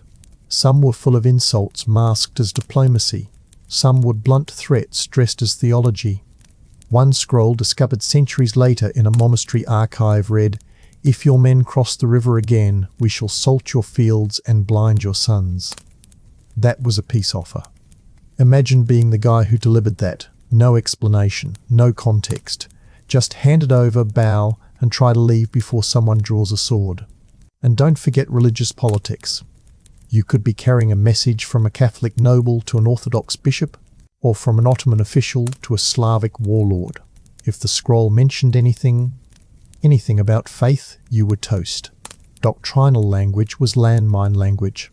Even the placement of the word grace could start a theological argument that ended with your head on a spike. Sometimes the scroll didn't even need to be opened. Just the seal was enough. One noble saw the seal of a rival family, tore it off, and beat the messenger for possessing cursed emblems. Another threw the scroll into a fire without reading it and accused the messenger of witch conspiracy. Another accused the messenger of forging the letter entirely because the script looked too elegant. That man was dragged behind a horse for 3 miles as a lesson in humility. There was no appeals process, no investigation, no one to say, maybe the messenger wasn't involved. In the eyes of the law, which barely functioned, intent didn't matter. Presence did. And your presence, your hands, your face, your clothes, they were all stained by the message the moment you accepted it. You became guilty the second you started walking. And perhaps worst of all, when things went right, when the message was delivered without drama, when the recipient nodded, smiled, and thanked you, you didn't feel relief, you felt terror. Because sometimes a smile was worse than a scowl. It meant the letter worked. It meant a war was starting. It meant someone's death warrant had just been signed, and you had carried it. And they'd remember that. They'd remember you. There was a peculiar tragedy in succeeding as a messenger. Not failing, succeeding, arriving alive, delivering the scroll, speaking clearly, surviving frost and fever, wolves and witch hunts. Because in the medieval Balkans, success didn't mean safety, it meant visibility. It meant people started to remember you, which, for a man in your profession, was just another form of danger. The problem was this: if you were good, if you made it through routes others didn't, if you returned with replies faster than expected, if your seals remained intact and your recitations were flawless, then you became useful. And being useful meant being used, over and over. Longer distances, more dangerous scrolls, more sensitive secrets. You weren't promoted, you were entrusted. But, in a way that sounded noble and smelled like a death sentence, your name would begin to circulate in noble halls. That one, he's reliable. A whisper, a nod, a finger pointing in your direction, a patron's eyes watching too closely. Soon you were handed letters not sealed with wax but with blood-coloured ink and stamped by crests no one dared question. You weren't just a messenger anymore. You were a carrier of intent, a ghost between powerhouses, a living thread between fates. And threads, as history shows, are fragile. You'd walk into a court and feel the stares. Some soft, curious, some sharpened by suspicion. Servants would go quiet when you entered. Guards would grip spears a little tighter, because now you were associated with a family, with a faction, with a cause. You weren't neutral. You weren't harmless. You were the mouthpiece of people who might want others dead, and everyone around you started to plan for the day you might bring their message next. Nobles didn't trust each other, but they trusted less the people who walked between them. And so the cycle deepened. You were watched constantly, not for theft or lies, but for loyalty. The question was no longer whether you would survive your next message. It was whether you could be bought. Would you sell a second scroll to a rival? Would you share details about the tone of a duke's voice, the colour of his cloak, the presence of certain mercenaries at his estate? Messengers were rarely tortured for information, but they were bribed, trapped, pressured, and if they didn't fold, they were sometimes framed. There are accounts of messengers falsely accused of espionage simply because a message caused war. They were jailed for weeks, their fingernails pulled, their eyes swollen shut, only to be released without apology once the next scroll arrived and confirmed their innocence. Others were executed in silence. No trial, no record, just a vague remark in a court diary. The runner did not return. And if you did return, the noble who sent you might test you. Ask what you saw, who you spoke to, whether anyone else touched the scroll, whether you heard anything unusual. These weren't casual questions. They were traps. Say too much, and you were nosy. Say too little, and you were suspicious. Your answers could damn you even when they were true, especially when they were true. Sometimes messages came with embedded lies, orders to mislead, words phrased to provoke. You were made to read them with a straight face, to carry them as if they were gospel, knowing full well that what you delivered might spark bloodshed, and that the person who received it might kill you for your part in it. You weren't delivering truth, you were delivering strategy, and you were expected to do it without error and without hesitation. One particularly grim tale tells of a messenger sent from a southern lord to a mountain fortress with what was supposedly a marriage proposal. The scroll bore elegant script, a seal shaped like a dove, harmless enough, but it was code, a subtle insult wrapped in diplomacy. The recipient, a proud warlord, read it, went red with rage, and without a word ran the messenger through with his own dagger. When asked why, he simply said, "Because someone must pay for what was written." That messenger had no idea what he was carrying. Most didn't. And that was part of the design. Ignorance offered plausible deniability for the sender, not the courier. You were the expendable line of communication, the point where the danger pooled. You died so others didn't have to apologize. And if you started asking questions, if you dared to wonder what exactly was in the letters that left trails of bodies in their wake, that meant you were thinking. And a thinking messenger was a dangerous one. One noble wrote, "Let no runner speak of his task once complete. The legs must run, not the mouth." In other words, do your job and shut up. Some messengers, after a few too many suspicious deliveries, tried to disappear, changed names, hid in monasteries, took up farming. One former messenger became a mute, voluntarily cut out part of his own tongue to ensure no one could ever force him to read aloud again. He became a legend. People called him the Silent Scroll. No one ever confirmed if his story was real, but the fact that it was believable says enough. And then there were those who cracked, who took the scroll and never delivered it, who ran, who hid it under stones or in hollow trees, hoping the message would vanish, hoping the war it was meant to spark would never come. But of course, someone always found it, or someone else sent another copy, and the original messenger, hunted, labelled a traitor, a thief, a spy, a coward. No one ever paused to ask what horrors that letter may have contained. Because in the end, all that mattered was that it moved, from one hand to another, through your hands, through your blood, whether you knew what it said or not. Because in the medieval Balkans, truth wasn't what the message contained, it was who survived its arrival. Chapter 8. The Ottoman, the Vlach, and the Latin Cross. If there was one thing worse than being a messenger in a war-torn region, it was being a messenger in a religiously divided, war-torn region. Especially one like the Balkans, where every valley belonged to a different god, and every crest bore the banner of a new empire. There was no clean line of allegiance, no clear path through doctrine. You might start your journey in a Catholic village, cross into an Orthodox province by noon, enter Ottoman-controlled hills by dusk, and end your day camped beneath a monastery that still pledged fealty to Constantinople, even though Constantinople had fallen decades ago. Every border was a guess. Every uniform was a warning. Every priest was a political symbol with a beard. And you, poor soul, were walking straight through the middle of it all, with a satchel full of someone else's secrets, trying not to offend whichever side currently controlled the next checkpoint. Let's be clear, you were never neutral. Not really. You might have believed you were. You might have clung to the fantasy that messengers were sacred, protected by tradition and respected for their bravery. But in practice, you were a threat, a risk, a question no one wanted to answer. You wore the wrong cross, spoke the wrong dialect, bowed at the wrong shrine, and worst of all, you carried a scroll that might praise the wrong god. In Ottoman territory, you were immediately suspect. Not because you were Christian, although that didn't help, but because you were unofficial. The Ottomans ran on paperwork, proper channels, sealed permissions.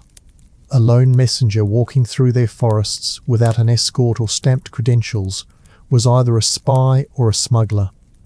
Best case, you'd be detained for questioning.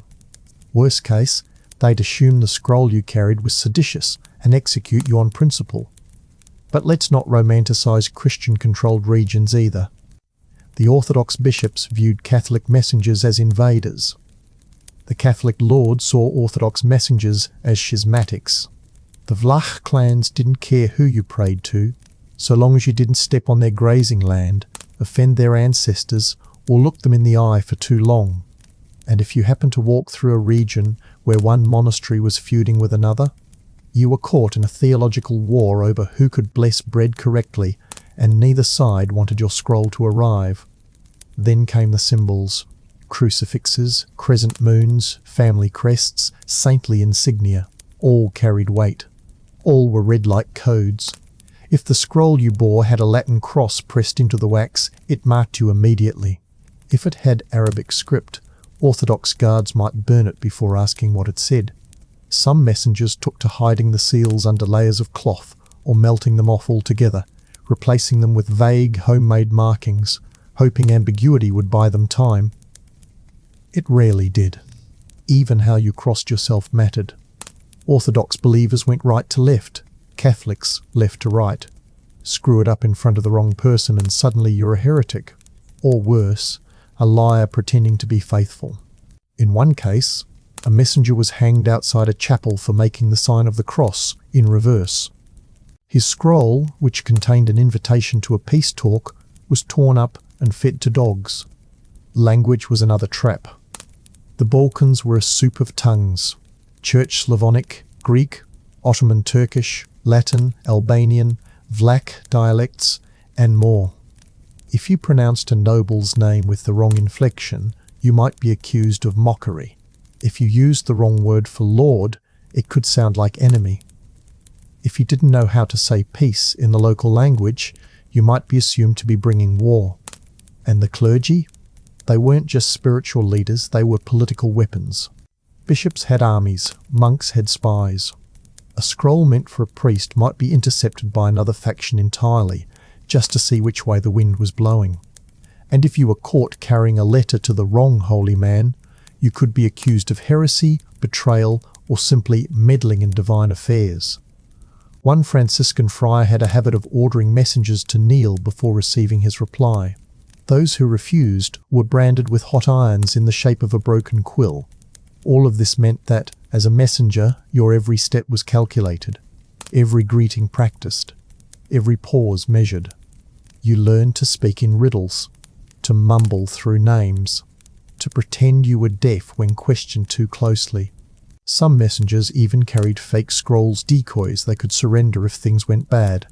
Others tattooed short prayers into their arms, hoping divine favor might balance out earthly idiocy. And yet, no matter how carefully you tread, you were still caught between empires, between sultans and dukes, patriarchs and popes. Every message you carried added a new weight to your shoulders, not just literal parchment, but the implied loyalties, fears and punishments that came with it. If you delivered a letter to an Ottoman governor, you might be marked as a collaborator. If you delivered one to a Catholic bishop, the local Orthodox priest might refuse to give you bread. If you crossed into a region claimed by both, well, good luck. Neither side recognized you, but both held the right to punish you. And perhaps the most maddening part? None of this was your war.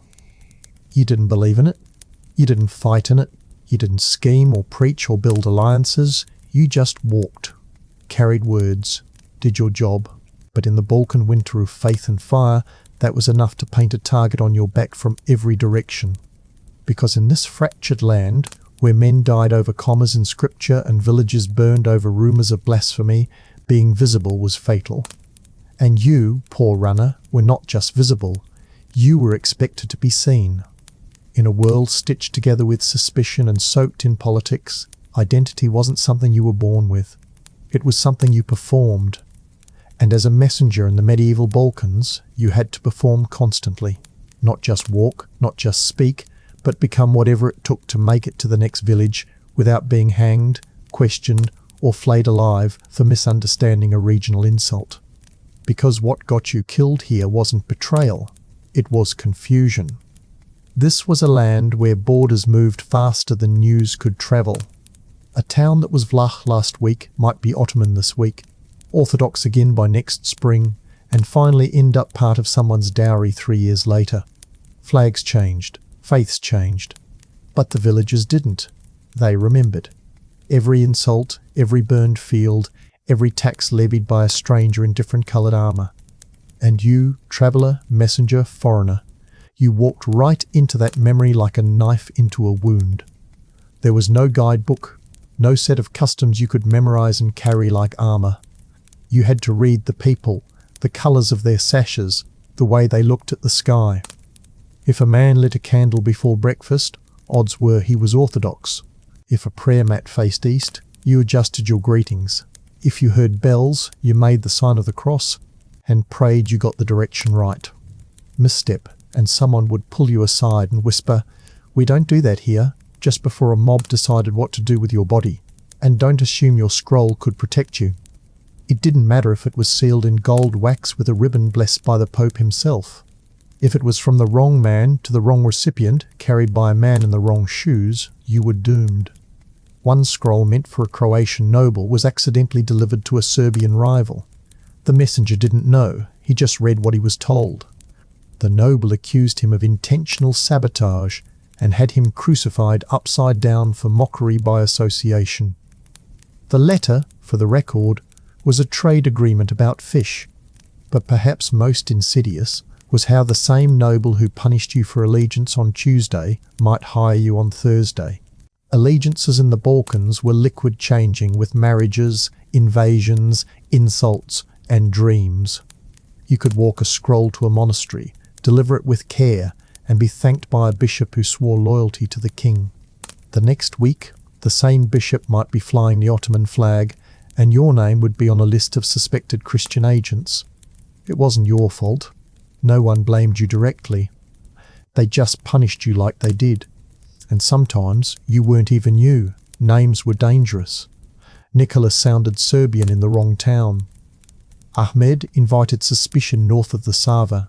Luka could go either way, which was sometimes worse. It left people guessing. So many messengers travelled under false names.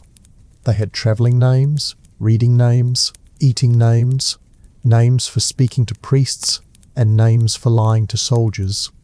And if you forgot which one to use where, well, you wouldn't make the mistake twice.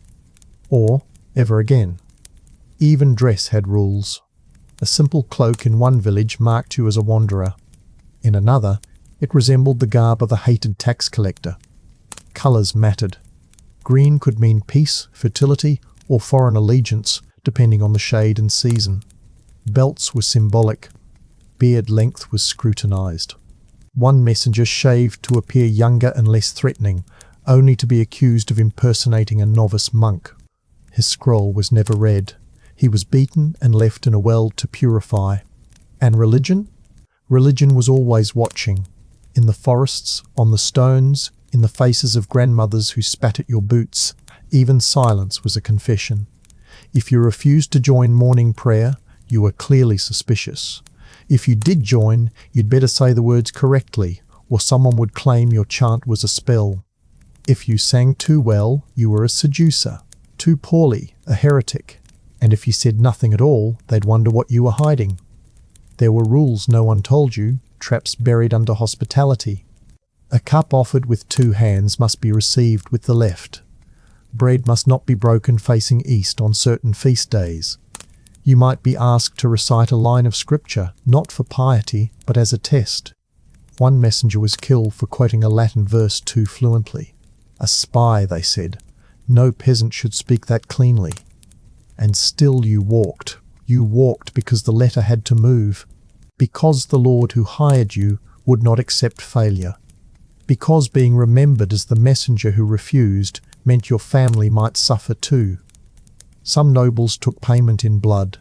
One didn't kill a failed courier. He killed his younger brother instead. Loyalty, he said, must echo. There were those who tried to escape it, who fled into mountains, who tore up their scrolls and claimed they were robbed. They never made it far. Someone always reported them, not out of duty, but fear. Fear of being associated, fear of being next. So you learned to obey, to nod, to deliver. You accepted that identity wasn't yours anymore. It was a tool you wore, like a cloak that changed colour depending on the storm. And the worst part? Sometimes you didn't even know what identity they had pinned to you. You'd smile politely, speak softly, offer no offence, and still be struck. Because somewhere, somehow, your face resembled someone else's. A deserter, a traitor, a cousin of a thief, a liar from another town. One messenger was hanged for having the eyes of a Hungarian, whatever that meant. His executioner never even asked his name. That was the truth of it. You weren't seen as a man. You were seen as a shadow cast by politics, a puppet moved by unseen fingers. No matter how loyal you were, how careful, how devout or neutral, you were only as safe as the last rumour whispered in your direction. Because in the Balkans, you didn't travel through borders. The borders travelled through you. Chapter 9, Illiteracy was the least of your problems.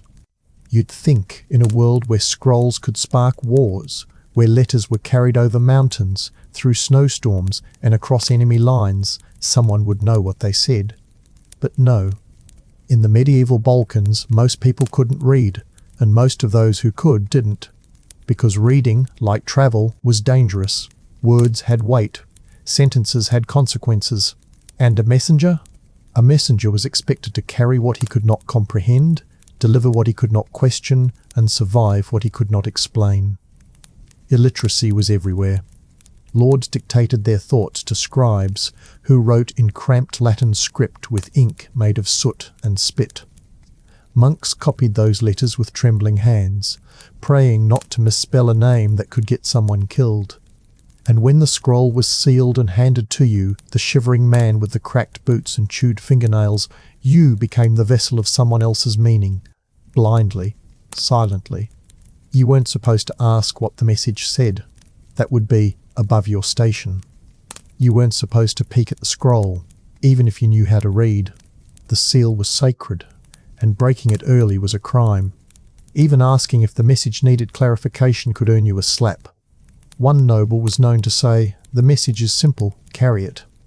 That is all." Of course, the message inside would turn out to be a tangled page of half-coded insults and obscure legal references.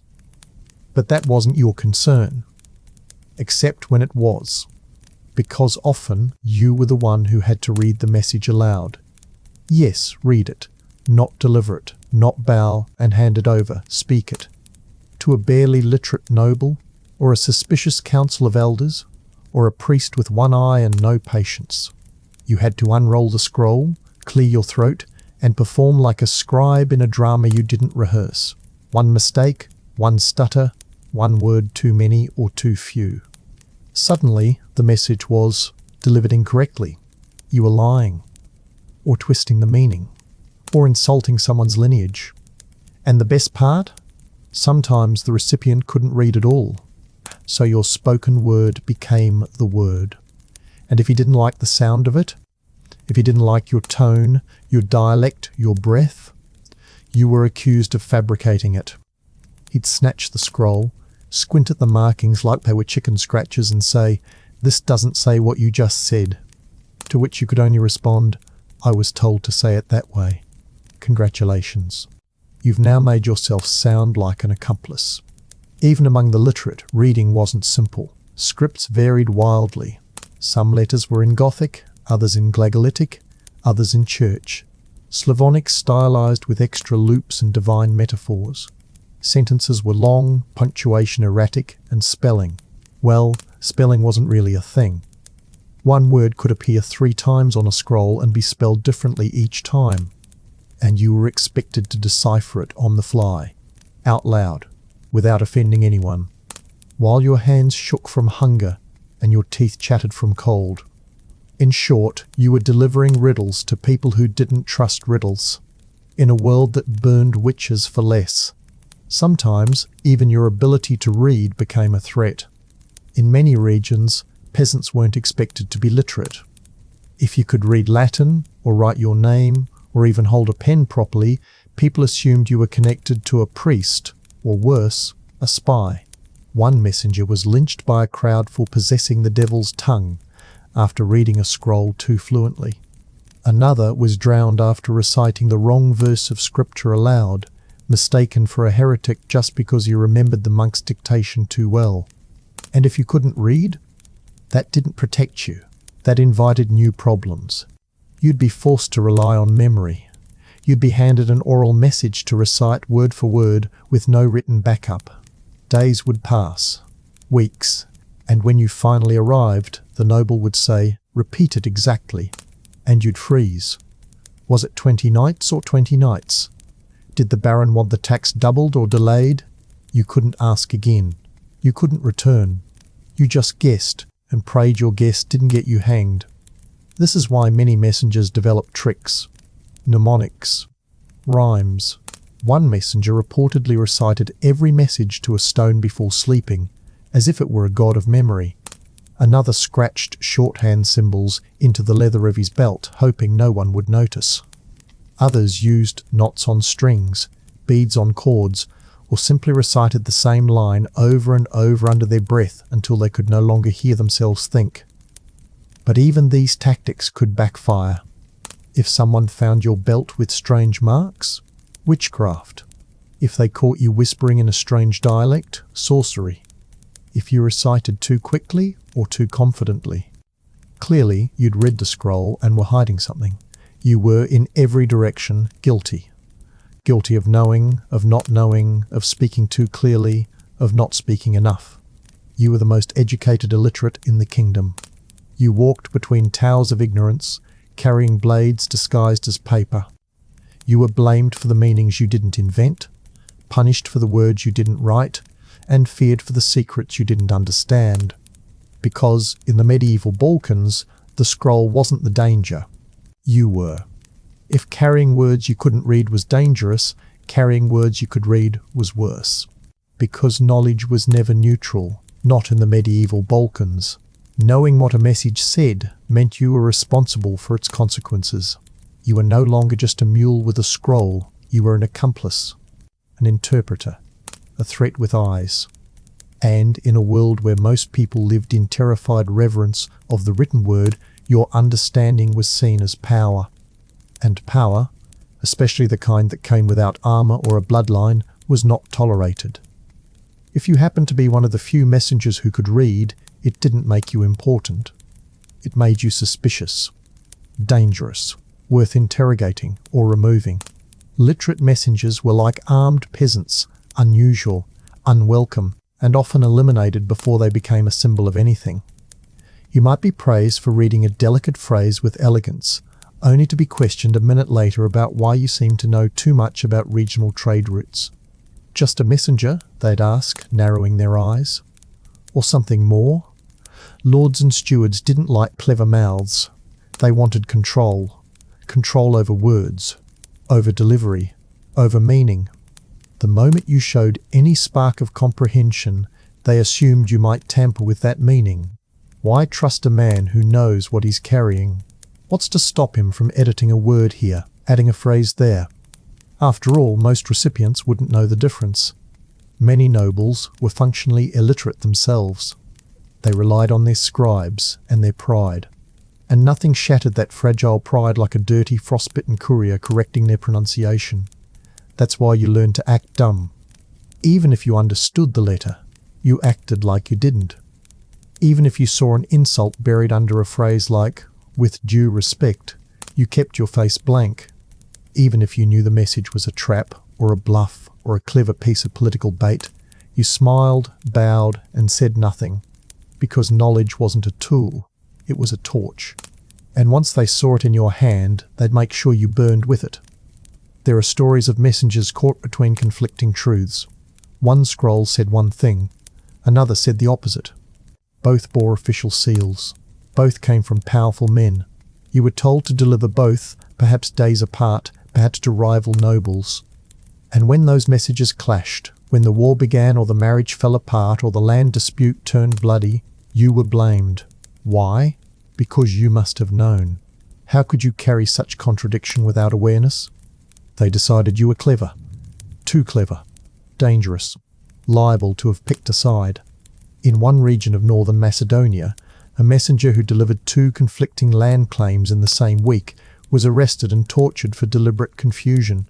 He insisted he was only following orders. They asked why he didn't question the second message. "Because I'm not allowed to question," he replied. Wrong answer. He was hanged for serving 2 masters, as if he had the privilege of serving even one. Then there were the letters with coded meanings, phrases that meant more than they said. "The winds have shifted" might mean a rebellion was near. "The harvest is thin" could mean a supply line was broken. "The bishop sends prayers" might suggest a military alliance cloaked in religion. You were expected to deliver these riddles without knowing what they truly meant. But if a lord thought you knew, if he even suspected you understood the subtext, he might interrogate you, or silence you. Not because you had done anything wrong, but because you might. And don't think being innocent helped. In fact, being completely clueless made things worse in certain places. If you read a message too nervously, it looked like guilt. If you read too confidently, it looked like deceit. You couldn't win. You were either too dumb or too clever, too silent or too smooth, too fast or too slow. There was no sweet spot of delivery. Every face you made was evidence. Every breath you took before reciting was interpreted. That's why many messengers developed a blank stare, a deadpan tone, a delivery style so flat it could put a wolf to sleep. It wasn't out of boredom, it was a survival tactic. Neutrality by apathy. You let the scrolls speak, you made yourself a vessel, an object, a mirror. Because the moment you became a person with intelligence or opinion or hesitation, the message was no longer just words on parchment. It was tainted. And so were you. There was also the cruel irony of being a literate messenger among illiterate listeners. You became the voice of men who couldn't read, for audiences who wouldn't question your pronunciation. You had the power to rephrase, to shape tone, to emphasize a phrase in just the wrong way. Did you pause slightly before the word regret? Did you stress urgent with too much dread? Did your face twitch while saying mutual understanding? You might not have meant anything. But the noble's steward noticed. He always noticed. And if his master got angry at the message, that twitch became your death sentence. And then there was the final cruelty, the realization that even if you wanted to help, you couldn't. Maybe you read the letter on the road. Maybe you realized it contained a falsehood, or a trap, or an instruction that would cost lives. Maybe you were brave, or foolish enough to care. So you thought, maybe I can warn him. But how? With what proof? With what credibility? Who would believe you? A rag-wrapped traveller with road rash and hunger sores over a sealed scroll? No one. You weren't there to save lives. You were there to move words. And once those words left your lips or your hands, they were no longer yours. You had no right to them, no say, no protection, just punishment. Because in the end, in the cold calculus of Balkan power, it didn't matter whether you were literate, loyal, honest, or mute. The message was the master. And the messenger? Just the first casualty of its meaning.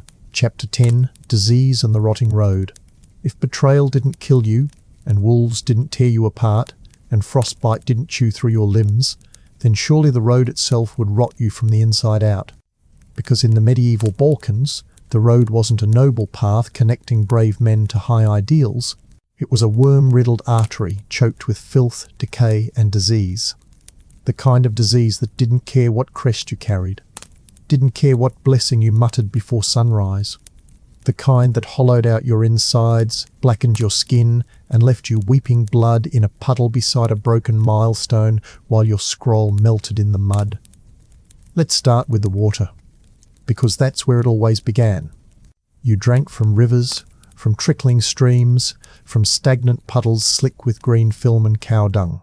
If you were lucky, you boiled it. If you weren't, you hoped the worms weren't too large. Diarrhea was a daily companion. Dehydration followed closely behind. One of the great paradoxes of a Balkan messenger's life was dying of thirst in a land full of water. Just not drinkable water, not safe water, not anything but slow-moving, parasite-ridden regret. Then came the boils, small at first, irritating. You'd scratch at them through your tunic while reciting some nobleman's genealogy. Then they'd swell, harden, burst. Your armpits would ache. Your groin would scream. Lymph nodes the size of eggs. Skin blackening like scorched bark. Plague. Not always the plague, mind you. Not the Black Death in its full, iconic fury. Sometimes it was typhus. Sometimes dysentery. Sometimes just unnamed fevers that boiled the brain and fried the senses.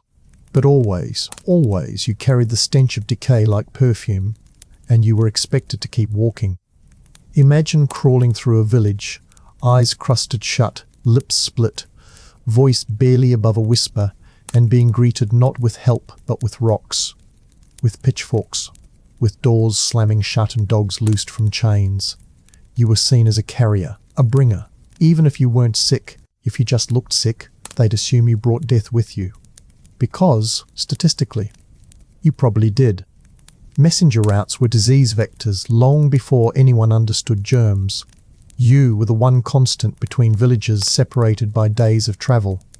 The one soul who touched every town, breathed every air, drank every foul liquid, and then moved on. If a fever hit one province, it always followed the messenger's footsteps.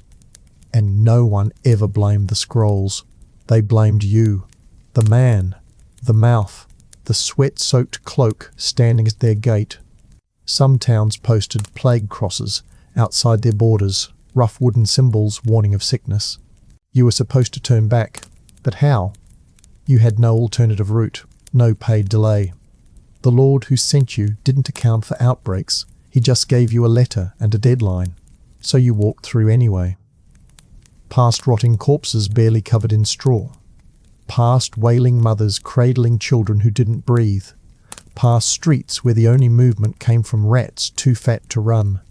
And then you'd knock on a noble's gate, trembling, scabbed, filthy, eyes sunken. And they'd accuse you of bringing the pestilence, not the rats, not the famine.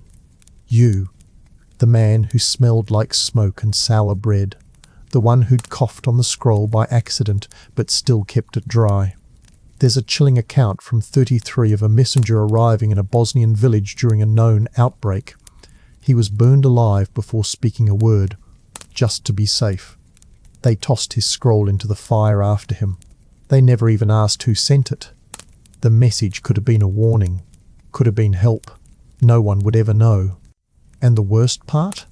Sometimes you did bring the sickness, not out of malice, not even ignorance, but inevitability.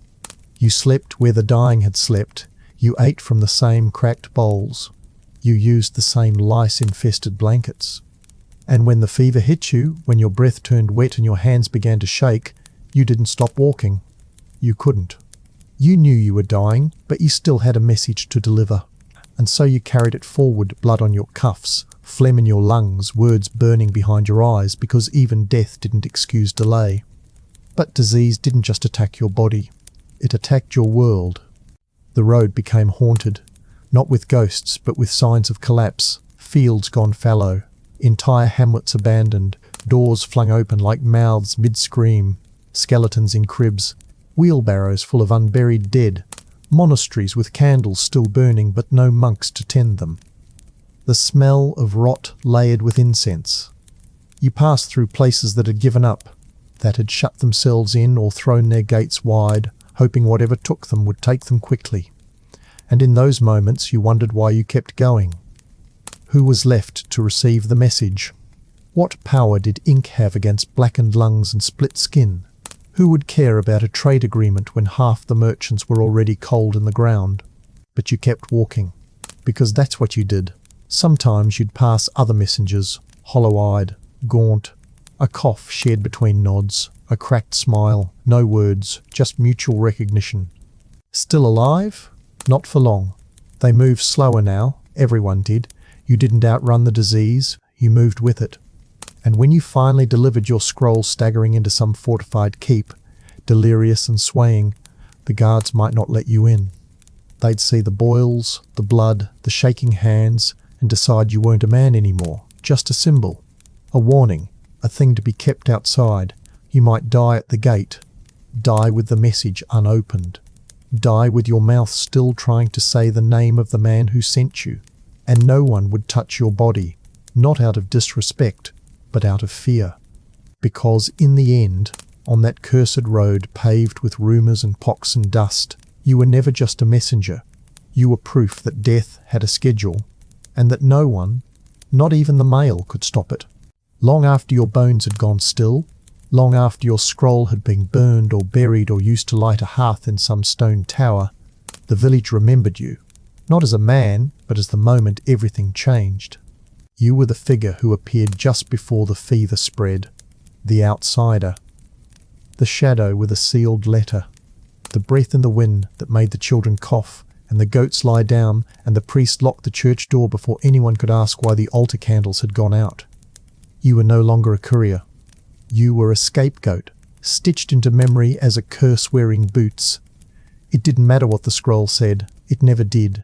It might have warned of plague, or pleaded for medicine, or promised relief. But those words were ink, and your face was flesh. And flesh rots, flesh spreads things.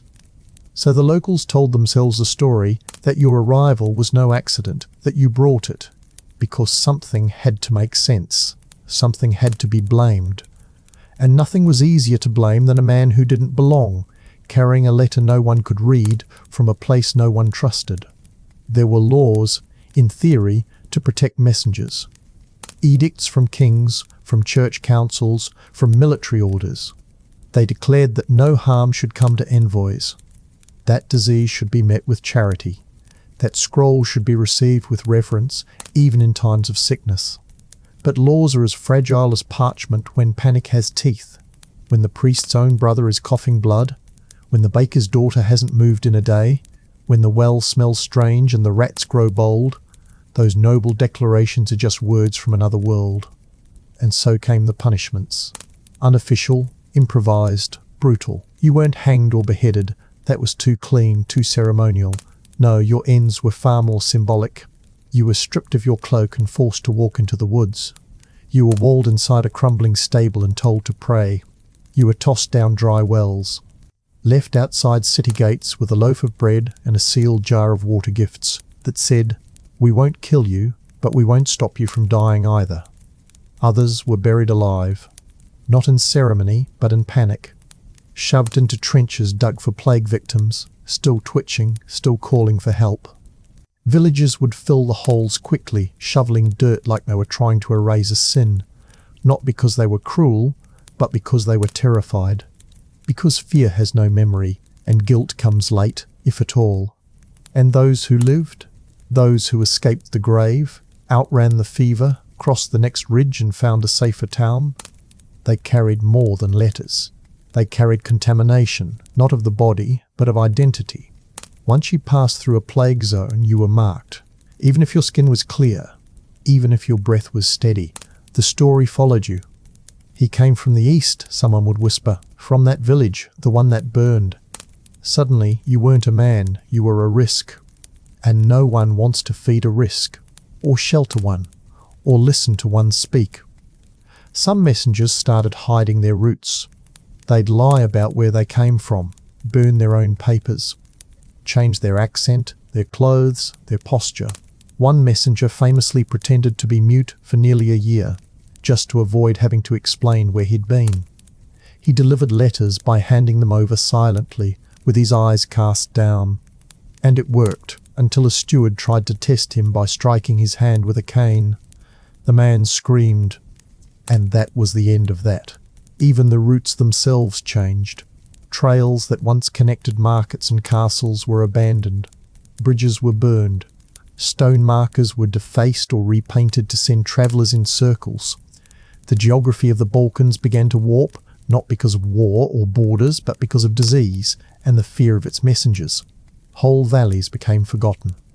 Once important roads sank into legend, and messengers who tried to follow them found only silence and the bones of those who had come before. And through all of this, the scrolls kept coming. They were always written, always sealed, always handed over with the same grave tone. "Deliver this quickly," the noble would say, as if the last 5 hadn't vanished without reply. "Do not stop along the way. Speak only to the Lord. This message must be heard." And you would nod, because what else could you do? Refuse? That was treason. Delay? That was suspicion. Burn the scroll? That was suicide. So you delivered it. Even if your eyes burned, even if your gut twisted, even if you knew, in the pit of your soul, that the man receiving this scroll would not survive the week. You handed it over, watched it disappear behind wooden doors, and turned to leave before someone decided to ask whether your footsteps sounded too tired, too slow, too final. And when, days later, the fever came, the villagers would remember. They'd remember your face, not the scroll, not the sender, not the meaning, you. And in a world where every village feared the next breeze, where every cough could mean goodbye, being remembered was the last thing you ever wanted. Chapter 11. The Ghosts Who Brought the News. There's a cruel silence at the heart of history. It yawns between the names of kings, beneath the dates of treaties, behind the symbols inked on ancient scrolls. It's the silence where the messenger's name should have been. Because, while the medieval Balkans overflowed with blood, alliances, betrayals, and holy proclamations, no one ever thought to record the name of the man who delivered them. He walked the roads. He crossed the thresholds.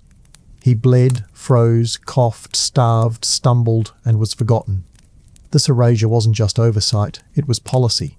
Messengers weren't considered contributors to events. They were conduits. Vessels. The ink moved through them, not from them. They were to remain silent, anonymous, functional. That was the role. You weren't supposed to be remembered. And if you were, it meant something had gone wrong. An insult misread, a message delayed, a corpse left at the gate with a scroll still clenched in its teeth. The irony is inescapable. The men who carried history were written out of it, and they knew it. Some tried to leave marks anyway. Scratches on tree bark, a word or two carved into a rock, a symbol burned into a stable beam. Most messages were ephemeral, but a few messengers, especially those who believed they wouldn't make it, tried to slip themselves into the margins. One etched his initials into the wax of a scroll, so small it went unnoticed until centuries later. Another scribbled a prayer in the corner of a parchment destined for a monastery, asking God not for safety but for memory. "Let one soul know I walked here." But memory was selective. It favoured those with power. Nobles who issued the commands, monks who transcribed the letters, soldiers who enforced the words. Messengers had no such permanence. They were paid in coin, often underpaid, and dismissed with no more thought than one might give to a mule who had carried the firewood. If they were lucky, they died somewhere quiet. If not, they died somewhere distant, and no one ever came to claim the body. They weren't buried with honours, they weren't given graves marked with names. In many cases, they weren't buried at all. The road consumed them, forests reclaimed them, rivers carried them off. There are places in the Balkans where bones are still unearthed during construction, bones that don't match any battle, any recorded massacre, any plague pit. They're scattered, solitary, often still wrapped in scraps of faded wool, and no one knows who they belong to. But in the hollow of their ribs, sometimes, lie fragments of wax, blackened parchment, rusted buckles, the remnants of a message that never made it. And yet, for all their anonymity, these men were vital. Nothing moved without them. No alliance was forged, no surrender accepted, no order enforced. They were the bloodstream of Balkan politics, pumping words across a fractured body even as the body rejected them. In a land where villagers spoke different dialects, prayed to different gods, feared different omens, the messenger was the single figure who passed through all of it. He saw more than the scribes. He heard more than the generals. He suffered more than the nobles who gave the orders. But he was never quoted, never described, never drawn, and this forgetting bred a kind of myth. Messengers became ghosts even in life, strangers at the edge of a town. Figures glimpsed at dusk, knocking once, twice, leaving behind a scroll and a shiver. People remembered the messages, but not the men who brought them. Stories of the rider in rags or the man with no face began to circulate. Some villagers claimed a messenger once brought a scroll to a ruined castle that had been empty for years and still waited outside, whispering the names of lords long dead. Others believed messengers could not die until their message was heard. The stories are haunting because they're close to the truth. The men who bore the messages were often too exhausted to speak, too hungry to demand payment, too lost in their own collapse to respond to kindness. They arrived, handed over their scrolls, and vanished. If they were lucky, they got a crust of bread. If they were unlucky, they got suspicion, a cell or a shallow grave, but most simply walked on, faded out of view, swallowed by the next valley, the next storm, the next task. No one followed up. No one asked, where did he go? And maybe the worst part of it all was how the world went on without them. The noble received his letter, made his decision, wrote a reply, and handed it off to another man just like the first. Another ghost, another shadow. The cycle continued, as if the body that carried it before hadn't died halfway up a hill, or being torn apart by dogs, or frozen into a kneeling shape beneath a snowdrift. Because someone else was always waiting. Another orphan, another desperate man, another poor soul willing to carry words in exchange for coin and a sliver of purpose. They were easy to find, easy to forget, and the scrolls kept moving, always moving. Over time, something begins to shift in a man who walks long enough through silence. The road doesn't just bruise your feet or hollow your stomach, it begins to scrape away at yourself. Your name, once spoken proudly to village guards and innkeepers, is now mumbled, forgotten, or changed altogether to fit the dialect of whoever holds the gate. Your thoughts, once clear and separate, begin to blur with the rhythm of your steps. And your face, once whole in the reflection of a creek, now looks like a stranger's. A shadow with no history, just direction. Messengers were more than forgotten by others. They were erased by time itself. Slowly, intentionally, the road made sure of it. You couldn't afford to remember too much, too many faces, too many names.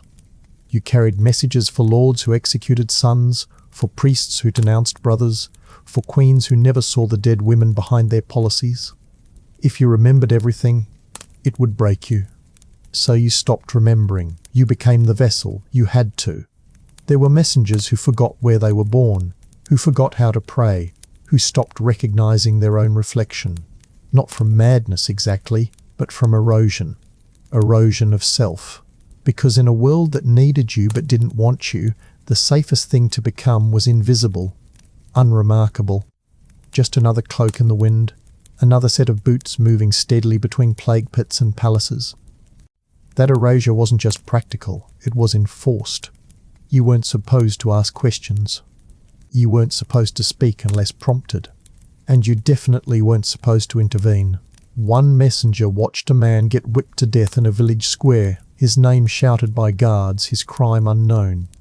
He stood there, scroll tucked beneath his tunic, waiting for the crowd to clear. No one acknowledged him. When it was over, a priest finally turned to him and said, "You may deliver your message now." And he did, with a flat voice, because what else could he do? To feel too much was to die slowly.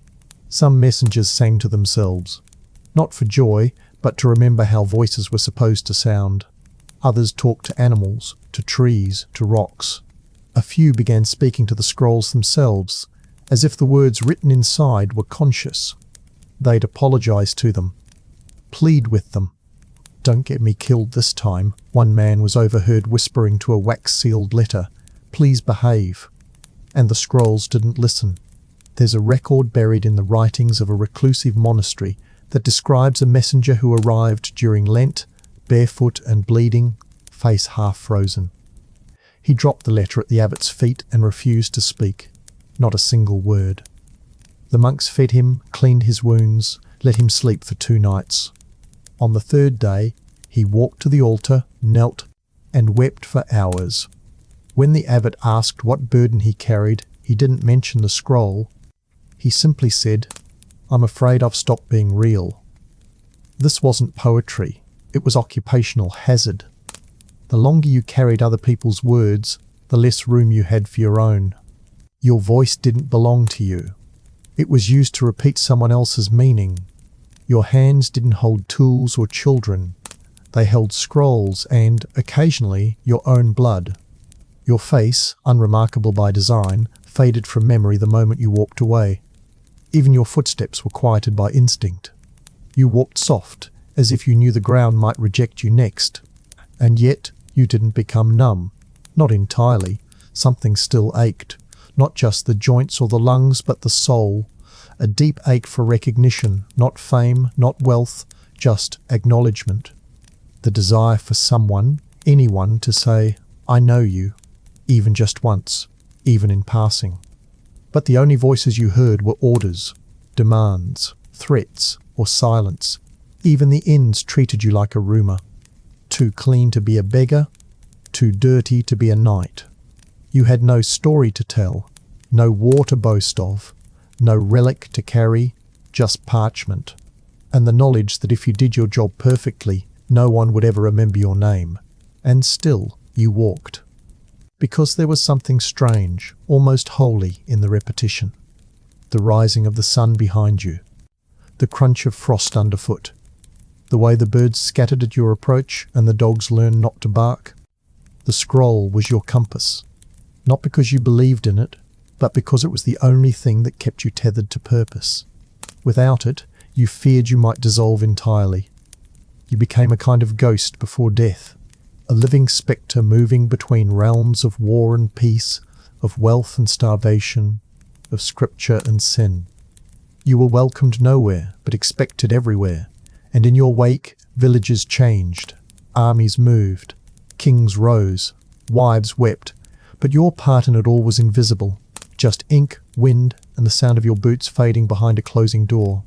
No songs were sung for you, no candles lit, just more scrolls. And more walking. Chapter 12, The Human Archive. No one read, you wouldn't think it, but messengers were the most informed men in the medieval Balkans. Not in the scholarly sense, no one invited them to recite theology or debate Latin grammar, but in the way a tree knows storms, through exposure, through silence, through scars. A messenger saw everything and was asked about nothing. He passed through war camps and wedding feasts, famines and floods, markets and massacres. He remembered which bridges were washed out, which abbots had been replaced, which border towns had gone eerily quiet. And yet no one ever stopped him and said, "What have you seen?" Because he wasn't there to observe, he was there to move, to carry, to deliver. The message mattered, the man did not. And so the greatest archive of Balkan history wasn't in a monastery. It walked on 2 feet, bleeding into its boots, silently watching kings scream and peasants starve, and keeping it all inside, unasked, unshared, unnoticed. The road taught you more than any noble could imagine. You learned which fields grew bitter turnips, which inns poisoned their broth with mouldy herbs, which churches whispered sermons that sounded more like rebellion. You heard rumours before they became proclamations. You felt war in the air before swords clashed, how villages emptied, how priests grew nervous, how guards at border posts stopped asking questions and just stared. You noticed details that no chronicler ever wrote down. How the same tune was sung with different words across valleys. How the stew in the east used dried nettles, but in the west they used vinegar. How dialects rose and fell along the rivers, and how names changed not because people died, but because they had to survive, to blend, to hide. And still no one asked, because messengers were not consulted. They were tolerated. If you spoke too much, you were loose-tongued. If you held silence, you were standoffish. Either way, you were suspicious. There was no reward for knowledge, and certainly no outlet. You kept your observations tucked behind your eyes, where they curdled and grew heavy, like stones in a bag that no one ever helped you carry. Some tried to write things down. Little notes, scratched into bark or bone or stolen parchment. Not official letters, diaries of sorts, though they would never use the word. These scraps never survived. Rats chewed them. Fire devoured them. Rain turned them to pulp. And even if one did remain, what use was it? A few smudged lines in a language no longer spoken, written by a man no one remembered, about a place that no longer existed. There was one messenger, his name lost, of course, who was said to have memorized the entire chain of hill villages between Ragusa and Sofia. Not just the paths, but the people. Births, deaths, shifting loyalties. He never asked for coin, just a bowl of soup and a roof. Locals called him the Map. When he died, a decade later, 2 warlords went to battle over that corridor. Dozens died. Crops burned. No one had thought to ask the Map to write anything down. That was the quiet tragedy. Messengers were information in motion. But no one stopped them long enough to listen. You might hear an argument through a window and remember the name screamed before the door slammed. You might be handed a scroll by a steward who seemed too nervous, too pale. You might notice soldiers suddenly stationed where none stood last week. You'd file it away, not because anyone asked, but because you needed to know to survive. And perhaps the saddest knowledge was about people. You knew who was kind, who gave bread without fear, who offered a blanket without a sermon. You remembered which families shared warmth and which offered smiles that never reached their eyes. And you saw how quickly kindness could vanish, how fear turned generosity into superstition, how a village that once welcomed you now threw stones, because they had heard something, or lost someone, or simply changed. Over time this pattern repeated so often it became prophecy. You began to predict it. You could tell from the way a rooster crowed or a fence leaned whether a place was safe. You could read signs that weren't written, footprints in ash, a silence too deep. Chickens gone, shutters closed at noon.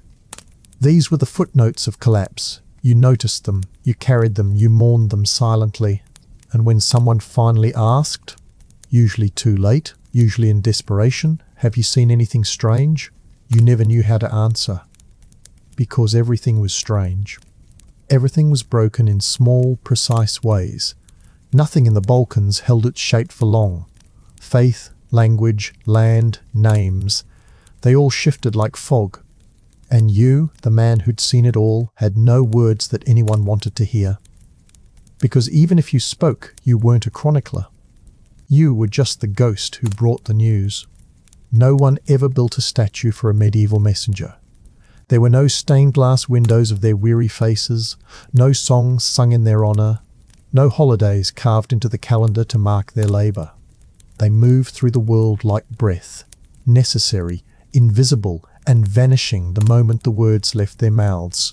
Yet, it was these unmarked figures, mud-caked, frostbitten, ill-fed, who held the very fabric of the Balkans together during its most fractured age, not through might or proclamation, but through sheer endurance. Every kingdom, every council, every bishopric believed itself eternal. They stamped their symbols in wax, wrote their names in towering Latin, called upon God to witness their truths. But none of it mattered if the words didn't move. Words were power only when they arrived. And the men who made them arrive, through famine, war, plague, and disbelief, were the least protected, least rewarded, and least remembered of all. And yet they kept walking. Not out of loyalty, though some were loyal, not out of faith, though many muttered prayers on lonely ridges. Not even for coin, which rarely covered more than their next meal. No, they walked because walking was all they had left. When you've lost home, identity and security, motion becomes survival.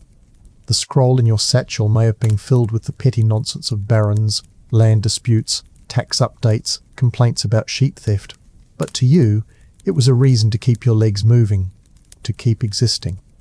And in that movement, something extraordinary happened. Messengers became the nervous system of a continent. They knew which borders had softened and which ones were hardening into new walls.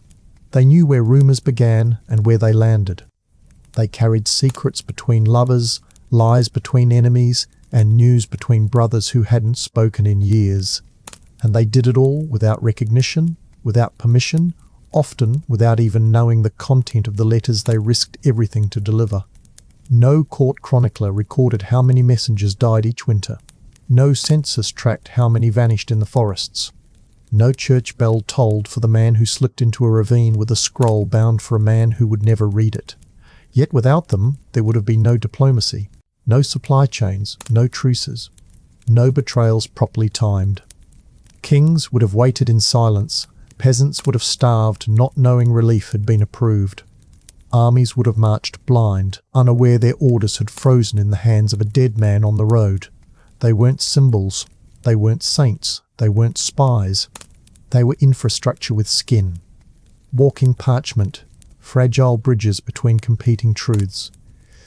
And the more chaos swallowed the land, war, famine, superstition, the more these men were relied on to do the impossible, to bring news through death, through suspicion, through a world that did not care whether they lived long enough to see the next sunrise. Even in failure, they served a purpose. When a scroll didn't arrive, that absence spoke volumes. A late message was a message. It meant siege. It meant betrayal. It meant the man who carried it had collapsed somewhere in the dark, and now someone else needed to guess what he might have been trying to say. In this way, even their disappearance communicated something. Even death became part of the system. And perhaps that's the saddest truth. They were useful whether alive or not. There are a few rare letters preserved by accident or miracle, that close with a line of pity, see that the man who bears this is fed, or reward the one who brings this to you, he has walked far. But most scrolls ended without thought of the courier, without even a signature. Because the sender didn't need to sign. The message was all that mattered. The messenger? Replaceable, like parchment, like ink. But we know better now.